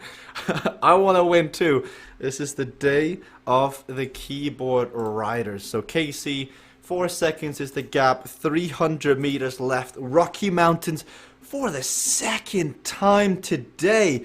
I cannot stress enough just how impressive that is. I do see we've got Jennifer Garcia lining up to do Submerged Stadium, so the PJ's race is about to get underway. Can she physically beat the non-physical riders? Casey looks tired as he finishes that one.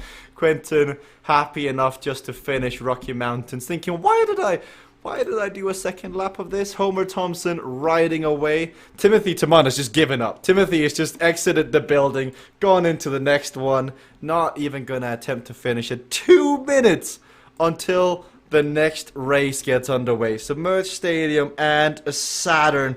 Let's see it. Oh, DK, fantastic racing so far. You and Wim separated by 6 points now. Let's see who's gonna win. You could both of you could win the Omnium here, but be careful. Glenn is on a controller now, and if there's somebody who has spent so many hours on the platform, it's Glenn. 2 minutes remaining. Let's quickly go to. I think we've got. I see Casey's just setting up again. We'll let him figure it out. Oh, he's got the control. Wait. Casey, I can just see out of the corner of my eye. Are you going to get involved on a controller? You never know. You never know. I'm excited. I'm excited. I reckon Casey, the second his legs give out, he'll get on the controllers. We could see an all-controller race. I'm excited, Casey. Now, we've also got Quentin. Quentin, do you also have a controller laying around just for backup? I do not. I don't own an Xbox, so I have no controller. Well, sounds like you need to invest for the upcoming races here. You never know when Mansuni and Wim are going to whip out the big guns. Well, Quentin, 1 minute to go. I'll let you rest because you guys didn't get much rest. Timothy, on the other hand, though, you just quit. You just abandoned the racing. Hey. What's that about? And I was just at the top and only 3 minutes left. There's no way you get down that mountain in 3 minutes. So I thought, yeah, might as well just head to the next event and spin it out a bit, see what we can do here. Glenn, there's no way. Glenn rocked out the controller here. Do you have confidence to bridge back the 30-point gap? Oh, he has this, 100%. I even send him a map, so if he crashes, it's all his fault. Even said, right now, Glenn is just sitting there sweating. His armpits just filled. Oh, he is. He's just so nervous listening to the broadcast. Good luck here. 30 seconds remaining. The racing is about to get underway. JP got a fantastic 30 seconds of rest. That's enough rest to, get your feet up, sit down, and go. Homer as well is in here with 30 seconds of rest. 2 races remain. Here in Zone L, we've got Submerged Stadium, and then we've got Saturn at the very end. Which of the Xbox players will reign supreme, we'll see. But there's also the additional impact here of a physical rider may be able to win this race if they can keep the rubber sight down, because I think we might see the Xbox players overcook some of these corners. 1, 2, and 3. It's currently Wim, it's Mansuni, it is Glenn, and Jennifer's already gone down. PJ's this time around, not, the extra source of energy. Nigel's back in. He's changed his headband. He's back in the racing here on the stream. Casey, Quentin, JP in 4th. Look at the Dwarf Priest in here, getting out of the dungeons, and Wim has gone down. When JP has gone down, oh, Quentin, how could you do that to a cadet? He goes, I didn't do anything. Well, we've got picture evidence. Casey laughing as well, down in 4th, but Wim in here, crashing early again. So Mansuni is picking it up early. I think if you watch the front 2 here, It's gonna be interesting because Glenn and Mansuni. Glenn knows the game much better than Mansuni, but Mansuni seems to be a natural talent when it comes to racing this. He's just, swiping to the right. He's sliding to the left, like it's Strictly or Dancing with the Stars. He's just getting straight tens all around. And now he's taking the inside line. He's got a 1 second gap. And he wants to win this so badly. He slows down. Glenn slows down too. If we stay here on the top two, this is like motor racing now. They're coming in. They're leaning down with their knees into the turns as they want to get the maximum apex. And Mansuni is giving Glenn a run for his money here. DK. All the hours watching the stream, all the time spent here in the Mixer chat, it's paying off. But now Glenn, with his map, is now trying to bridge it back. If you go back, the pace is so fast on the front, the contrast, that you could miss any moment and it could be over on the front. Wim is 20 points down. Mutt KG says, how does it feel to crash in PJs, Jennifer? And Jennifer says, somehow worse. Yeah. Oh, Mansuni's gone down. The DK Mansuni, the Danish Viking, has made a mistake. Now, that cockiness, that level of thinking you can slide through the corners, you just dance, you float. Sometimes it's better to go slow in order to go quick here. As we see, DK is going to have to make it up. And this is Glenn trying to come back. 17 points is the difference. As right now, I bet you, Timothy Timont, who is... Timothy, you're not even riding. Nah, there's no more legs. There's nothing in them anymore. I'm just watching the show here. Let's go, Glenn. Let's go, Glenn. Mansuni is used uncrashable, so he is flying through these corners here, 65 kilometers an hour. He bridges back the gap to 1 second. Oh no, Wim goes down. Chat, I want to know. Chat, who do you think is going to win? And so we can also go through the races. Quinton is racing down and forth. Quinton, I know you're busy with your own race, and you're at 187, but who do you think is the better Xbox player so far? Glenn! Easy set. Quinton says Glenn. We'll let him. He's at 187. We'll let him go through. Casey down in 5th. I know you're racing too. Who's your favorite Xbox player? Where's Lancerol? I want him up there. Come on. Get back in, Lancerol. So Casey goes with Lancerol. We'll go with Nigel. These are all... it's not fair because they're... Oh, Mansuni goes down. But Nigel, looking at the Xbox players, anyone you've gained a particular interest in? No. Oh, brutal. Nigel Doyle says none whatsoever. And just for the due diligence, Timothy Timont, we've got to let you have a final say as well.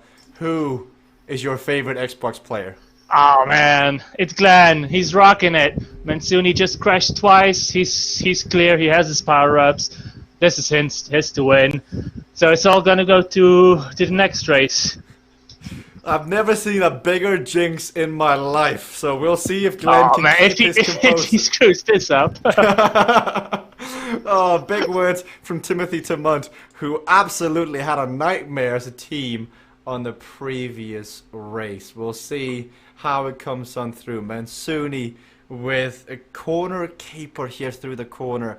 He's got Wim to be careful of as well, so we'll see if he can keep him on through. 600 meters is all that's left. Mansuni still 12 points ahead of Wim, and then he is 20 points ahead of Glenn. Glenn pushing it through here, maybe unnecessary. If that uncrashable runs out, oh no! Oh, Timothy, I told you! Timothy, I told you! Let's hear from Timothy right now.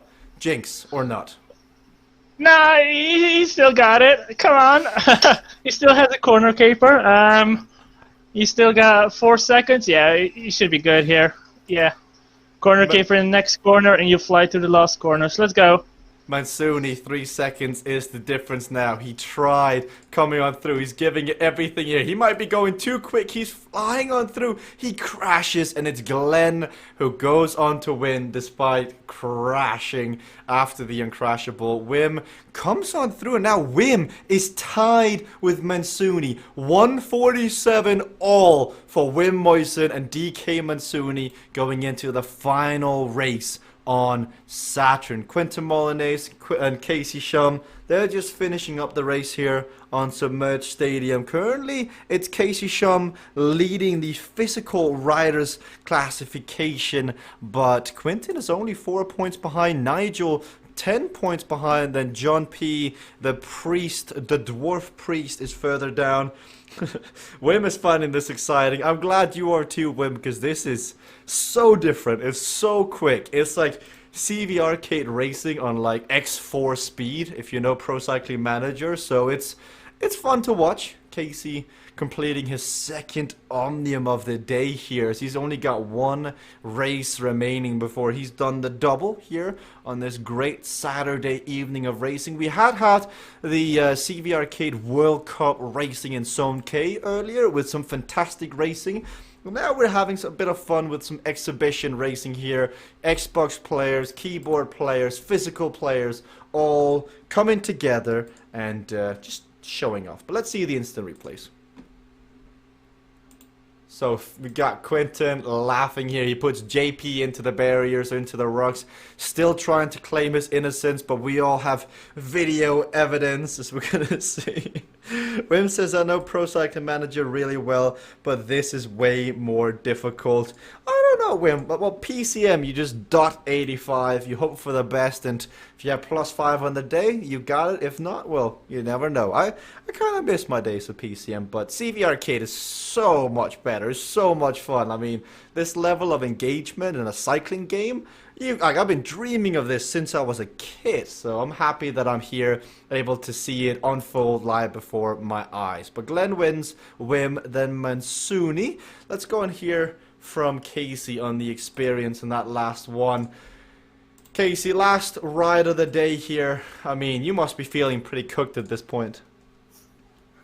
Oh yeah, I'm really cooked. That second race here hurt as bad as the last hour, and I actually averaged 45 watts less. I mean, that's how much fatigue like Quentin and I are building up now. We're 12-15% under our power from last hour, and we're suffering just as bad and have just as high heart rate. So but it's a lot of fun.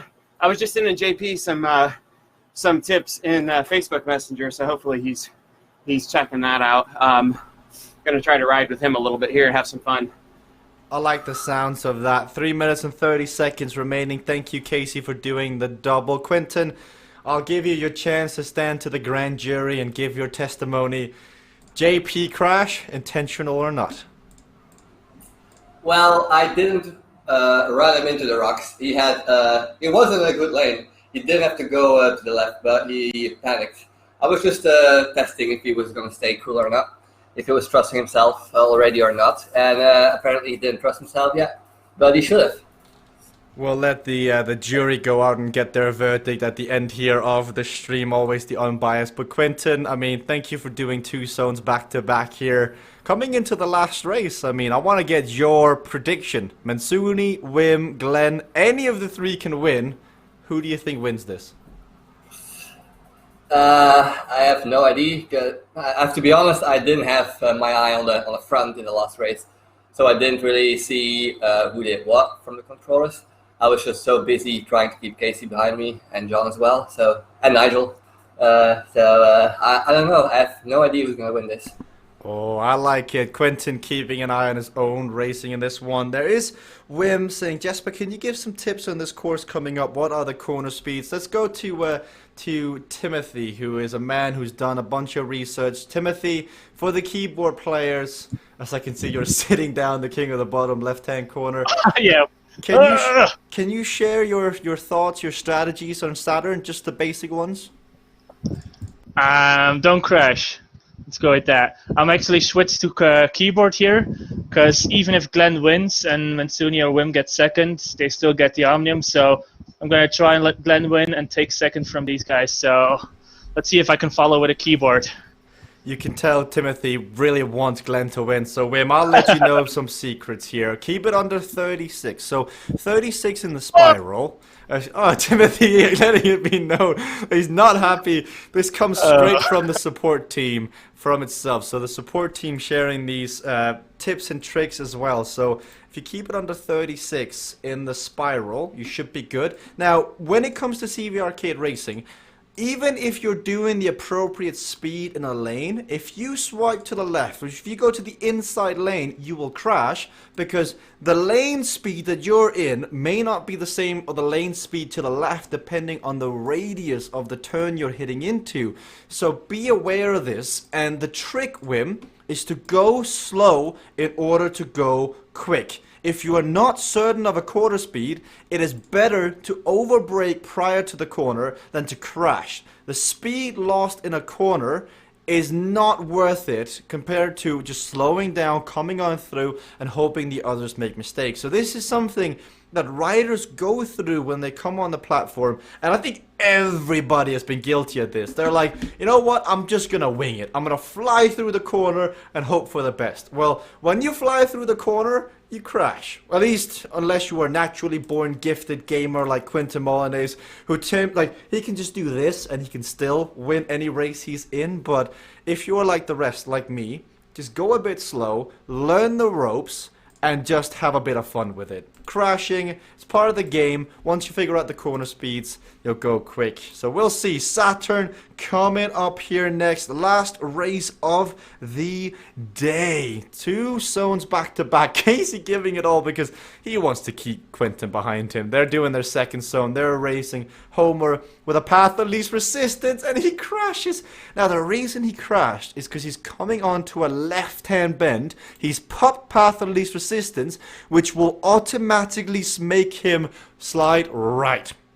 As he's doing that, as Wim goes down, Wim also learns this exact same rule. Path of least resistance makes you swipe to the outside, or slide to the outside. If you try to go left inside with a path of least resistance, you will crash. Both Homer and Wim learned this lessons, and now the advantage is with DK Mansuni. But Lanceril Storm is back in. He's up here in third. He had some issues earlier, but it's good to see him return to the racing here. Glenn and Mansuni, and Glenn stacks it. Overlaps the wheels with DK Mansuni, and now Glenn down in third place. Timothy Tamont here just in fifth. You can see him working hard on the keyboard, having a bit of fun here. As I think with Glenn crashing, Lanceril down here, they're gonna need a mistake here from Mansuni on the front as Glenn goes down again, and Timothy just throws his hand in the air, visibly not satisfied with the effort of his friend. And so crumbling under pressure as we see it here again. You can just see on the bottom Glenn crashes and Timothy clearly not happy as Wim has gone down again. There is a lot of crashes out on course. Fight for the secondary positions, Casey and Quintin. They're being beaten out by JP, who's just crashed. Nigel Doyle further down, finishing off his day of exercising here in CVRcade with Saturn up for the last time. We've got Homer Thompson further down as well as Quintin. Right now his legs are just screaming at him, but you've got to keep moving on. You've only gained 1 point on Casey Shum, and you need another 3 points as Glenn has crashed again. Wim comes on through. He uses path of least resistance. Lanceril crashes. It's Crashapalooza. Every single one. You get a crash. You get a crash. You in the back. You get a crash. I mean, they just can't stop falling down. DK Mansuni, Lanceril again. Oh, this is too funny. So Xbox players learning the hard way that sometimes you gotta go slow. Timothy, give us the sit rep. Oh man, if only I had a controller, I'd show them all, but I should really get a controller. Let me look into that. Well, you can invest in a one if we're gonna have more of these future races. Oh, Timothy, definitely. saying he could school the rest. Thank you, Timothy, on a controller. We'll see whether or not that is true. But Lanceril going down several times. Nigel, does it make you smile seeing all these Xbox players just continuously fall down? Yeah, this is a hoot. Yeah, no, this is a laugh. You know, they've got the watts, but they haven't got the gameplay. They haven't got the corner speed. You don't actually have to have an Xbox. You can get an Xbox controller for PC, which is what I've got, which I use sometimes just to steer, and I use it for working out corner speeds. Does it give you flashbacks? Sorry, Nigel. Does it give you flashbacks to when you were coming on as a cade cadet, learning and? Yeah. When we all started, we were crashing all over the time, all over the place, and then you start making maps with corner speeds, and you learn when to brake and whatever. Yeah.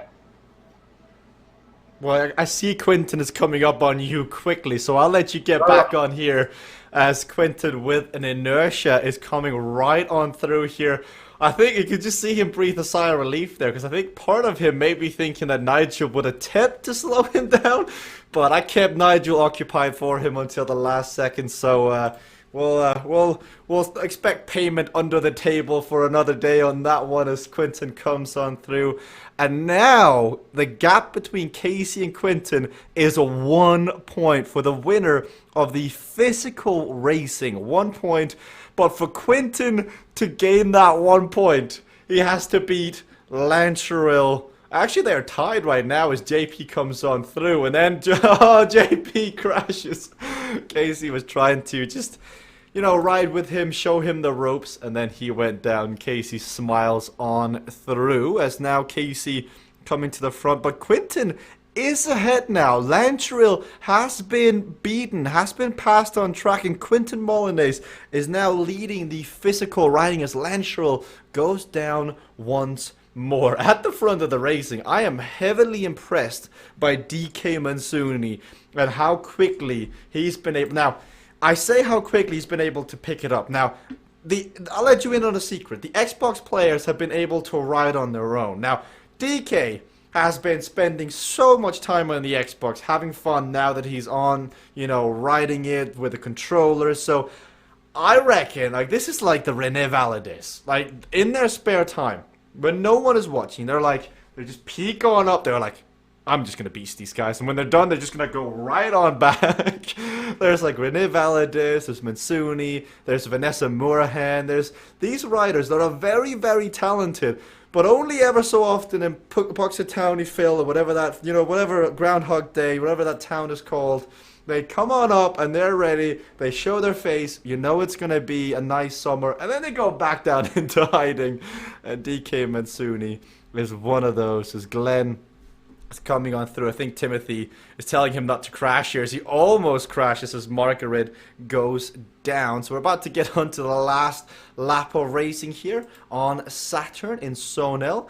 DK Mansuni just never looked back the Viking way. He pillaged, he plundered, and now he's about to take a victory here. His first ever CVRcade Omnium victory as Wim Moisen. Now, Wim, you could use yourself a proper old-fashioned pro cycling manager training camp. That's what you need. You need to up your +5. You need to get a rider to protect you. You need to save the green. You need to really execute on the yellow and the red here. That's what we need. We need to go back to the camp here, go to altitude, and consider your options as you're currently sitting second in the overall, but third on course. Quinton is leading Casey by 3. Casey has got his good friend Lanceril up the road here, so Casey, he's going to need a bit more. If he gets up to Nigel, if he passes Nigel, I think he's tied with Quinton. And then it comes down to bonus points, which they both get equal of. And then it comes down to the last result. So he technically needs to pass Quinton here. But they both know it as I think that's Glenn lapping him on track on Saturday. That is demoralizing. But Glenn has come on through. They all thought Glenn on it. I even thought Glenn on a controller, but There's no matching his royalty, DK Mansuni, King of Denmark, King of Cade, King of the Xbox. He's come on through here relatively just nonchalant. Doesn't even seem like he's broken a sweat. We can just imagine DK Mansuni sipping up his jersey, putting down his Xbox controller, having his last bit of the Coke, and then with the massive thrust of the celebration, he'll take the second victory of the day for him, and then he will take the Omnium victory. Congratulations, DK, and I hope we see more Xbox racing going forward. Glenn, maybe should have changed to a controller earlier in the racing. He'll be going to bed tonight thinking, what could have been? Can I do better? I'm sure Timothy will take him through the paces, take him into the boot camp, go, come on, Glenn. This is the Team Hive way. We've got to do better. As Glenn comes on through in second place, he'll be third overall here. And then Wim has just run out of green. He's boinked, he's bunked. He is just a second too many crashes as he comes on through. Wim, it's been amazing to see you on here today. Let's see if we can get to the finish line unscathed safely. And Wim just goes, whew. I'm glad Jesper doesn't have to say my name anymore, because every single time it seems to be a crash. As we see Timothy Tamont here on his keyboard playing Guitar Hero, hitting all the notes. As for a second there, it looked like Casey Shum moved on up on the scoreboard. So I hope the team just saw that as well as they moved on through. Quinton in 6th, Casey in 8th. He's trying to pass Lanceril, but I'm not sure it's enough, because the gap, actually it is. Casey's currently winning. Casey is currently leading over Quinton Molinez here as Nigel Doyle is taking points away here. Now, Casey's got to hope that Nigel maintains this to the finish line.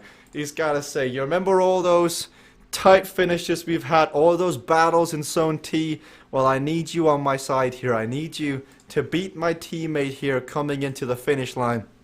As the non-physical GC classification, the Omnium, has been settled. Mansuni wins over Wim, over Glenn. But now, we're watching the physical riders. As Lanceril Storm comes through here, and that can change. He's taking points away from Quinton here. And Quinton needs the points to come around Casey. And they're all trying to do the math. They're all really trying to figure it out. And there you see, DK says, I had 0 crashes on Saturn. I have been practicing Saturn quite a lot, and it pays off. You can see it. Well, I'm glad you enjoyed it, Wim. There will definitely be more racing on keyboard in the future. Thursday, I think, will be the next day where cross-play is available. Thursday, Zone L will probably be cross-play, so you should be there for that. Saturday this time again, I believe will be there too. But we can always set up more racing as well if you guys want to do that. And you don't have to wait. You can set up your own community run event here. As I just noticed, Timothy Tamont has got his heart rate working. He's at 105, which is quite high for somebody on a keyboard. So Quinton, 188. We're looking at the scoreboard. Quinton is now past Casey. Quinton is now 3 points ahead of Casey here. Nigel is just, everything is burning. He wants to come to the finish line here. A last turn, last bit of effort for the weekend. Then you can rest on up. Enjoy your Sunday ice cream, your Saturday ice cream. Look at Nigel just grinding the gears. Just nothing left in the tank. Quinton wins the physical classification. Nigel, well done, my friend. Then Lanceril Storm, Casey Shum, they'll finish together here, having a bit of fun. Then Homer Thompson is still in the race, by the way. Homer is just chucking away. He's got the diesel engine. He's gonna finish up Saturn as well. But I thoroughly enjoyed that, everybody.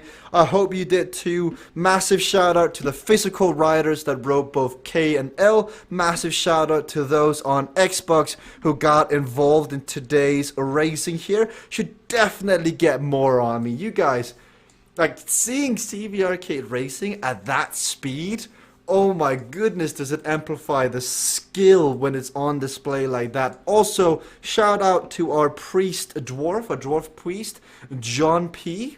Amazing to have you on here. We need to see some more riding as well with you. Arcade Cadet, once you become a Cade competitor, you'll be really just meddling up with the front guys. I hope to see more. We race again on Tuesday, race again on Thursday. But before we continue that discussion, let's see the instant replays. Here's Timothy Tamont when Glenn went down. Very unsatisfied with his friend's mistake, but I hope the rest of the Hive team makes the same sort of facial reactions when Timothy goes down in the CVRcade World Cup. As very visibly flustered as Quentin comes on through. He passes Nigel Doyle. Casey sees his friend just stack it at the end of the corner. Everybody has done that in their Cade journey. Here's DK Mansuni, man of the hour, rider of the hour on Xbox, taking his first broadcasted win here on the CVR World Cup. Now, let's get some final words around here. Mansuni, Wim and Glenn, not in the broadcast. We'll chat with them another day. But we do have Quentin. Quentin, I guess that's technically 2 wins in a row here. Talk me through your evening from K to L. Well, Zone K was like the important one, obviously. We did a few good tactics, made some good teamwork, and finished it off quite quite good. Let's call it that. But it still hurt a lot. And coming into Zone L, I thought I was just gonna ride it out as a cooldown, but my ego gets the best of me every time, and I just have to go all out. I just have to do it. And Casey was doing the same thing. I think he was just getting baited into going all out again, and it was for some fun racing in the end. Mud KG says, Q, you're an amazingly strong racer, and I think we can all echo those words. Thank you, Q, and we'll let you rest up after this. Let's hear from Casey Shum. Casey, at the end, your teammate got the better of you. It sounded like Quentin was trying to egg you on to go as hard as him. Was that the case? Yeah, there's nothing left at the end of that one. Lancerel actually just came into my own stream chat and was talking to me. I was like sitting there watching. He wrecked every single lap on Saturn, and I'm like, just don't wreck this lap, and you can stay ahead of Q, and I can take the points and still laugh at him for not chasing. But that didn't work out with that. That was just some fun there. I was just looking at my numbers.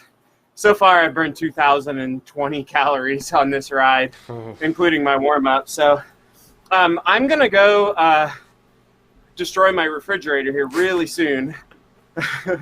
Gonna do a nice 20-minute cool down here, but yeah, that first hour was probably some of the hardest racing. Very similar to Tuesday, but probably actually a little bit harder than Tuesday even. So it's gonna be an interesting season. Yeah, proud of my teammates, the way they performed, and then yeah, having some fun there in the second hour. Good to see some familiar faces in there, and the community grow a little bit. There you have it, everybody. Casey Shum. We need to see before and after of the fridge. I hope that you share on CVRcade Riders the fridge before and after, Casey, but I'll let you enjoy your cool down towards the end. Nigel, we did see, Nigel, the grit of your teeth. It's kind of seemed like you really wanted to beat Quentin in that sprint. Yeah, I did. No, well done, Quentin. I mean, that was great. I really enjoyed that last Omnium. You know, it was just a bit of fun. So you know, you go out, you can just have fun and go hard. No, that was. I raced that harder than I was going to. I thought, oh, I'll just do another Omnium ride round with the bots. Well, I didn't. No, that was hard. That's the CVRcade effect for you when you jump back on. But Nigel, I'm glad you jumped back on in the stream. And I hope you rest up, and we'll see you again on Tuesday for the CVRcade Solo Cup Week 2. Now, we do have Homer as well in the broadcast, who has just quietly ridden today and ridden hard. Homer, thank you as well for doing back-to-back zones. Did you enjoy this second zone of riding? Yeah, it was. It was a good cool down. Yeah. We had all the Xbox players in here. What was it like for you to see all these new faces get in the ride? Well, it's good to see the new faces. kind of depressing to see them flying by you at breakneck speeds when you're putting out everything you can. But that's to be expected, I guess, on the controller. So. For now, as that gets adjusted. But Homer, thank you so much for being in the stream today. Look forward to seeing you more and seeing you rest up to go again on Tuesday. I hope you have a great weekend. And the same goes to the rest of you, Mixer. It's been so much fun to watch both Zones K and Zone L today. Zone K was the CVRcade World Cup. The winning team took $250 this week. Now for the grand finale, if they win that, they take home $5,000, so that's a bit of an increase. So we'll see how it progresses every week. We've got races on Tuesday, which is the CVRcade Solo Cup. We have races on Thursday, which is the CVRcade Derny Cup, and on Saturdays, the prime event, the big time CVRcade World Cup Season 2. I hope you've all enjoyed it. Congratulations to Team Cycling Hub Provisionally. Congratulations to Mansuni officially for winning this zone. We'll see you all on Tuesday for more racing, but until then, we'll see you.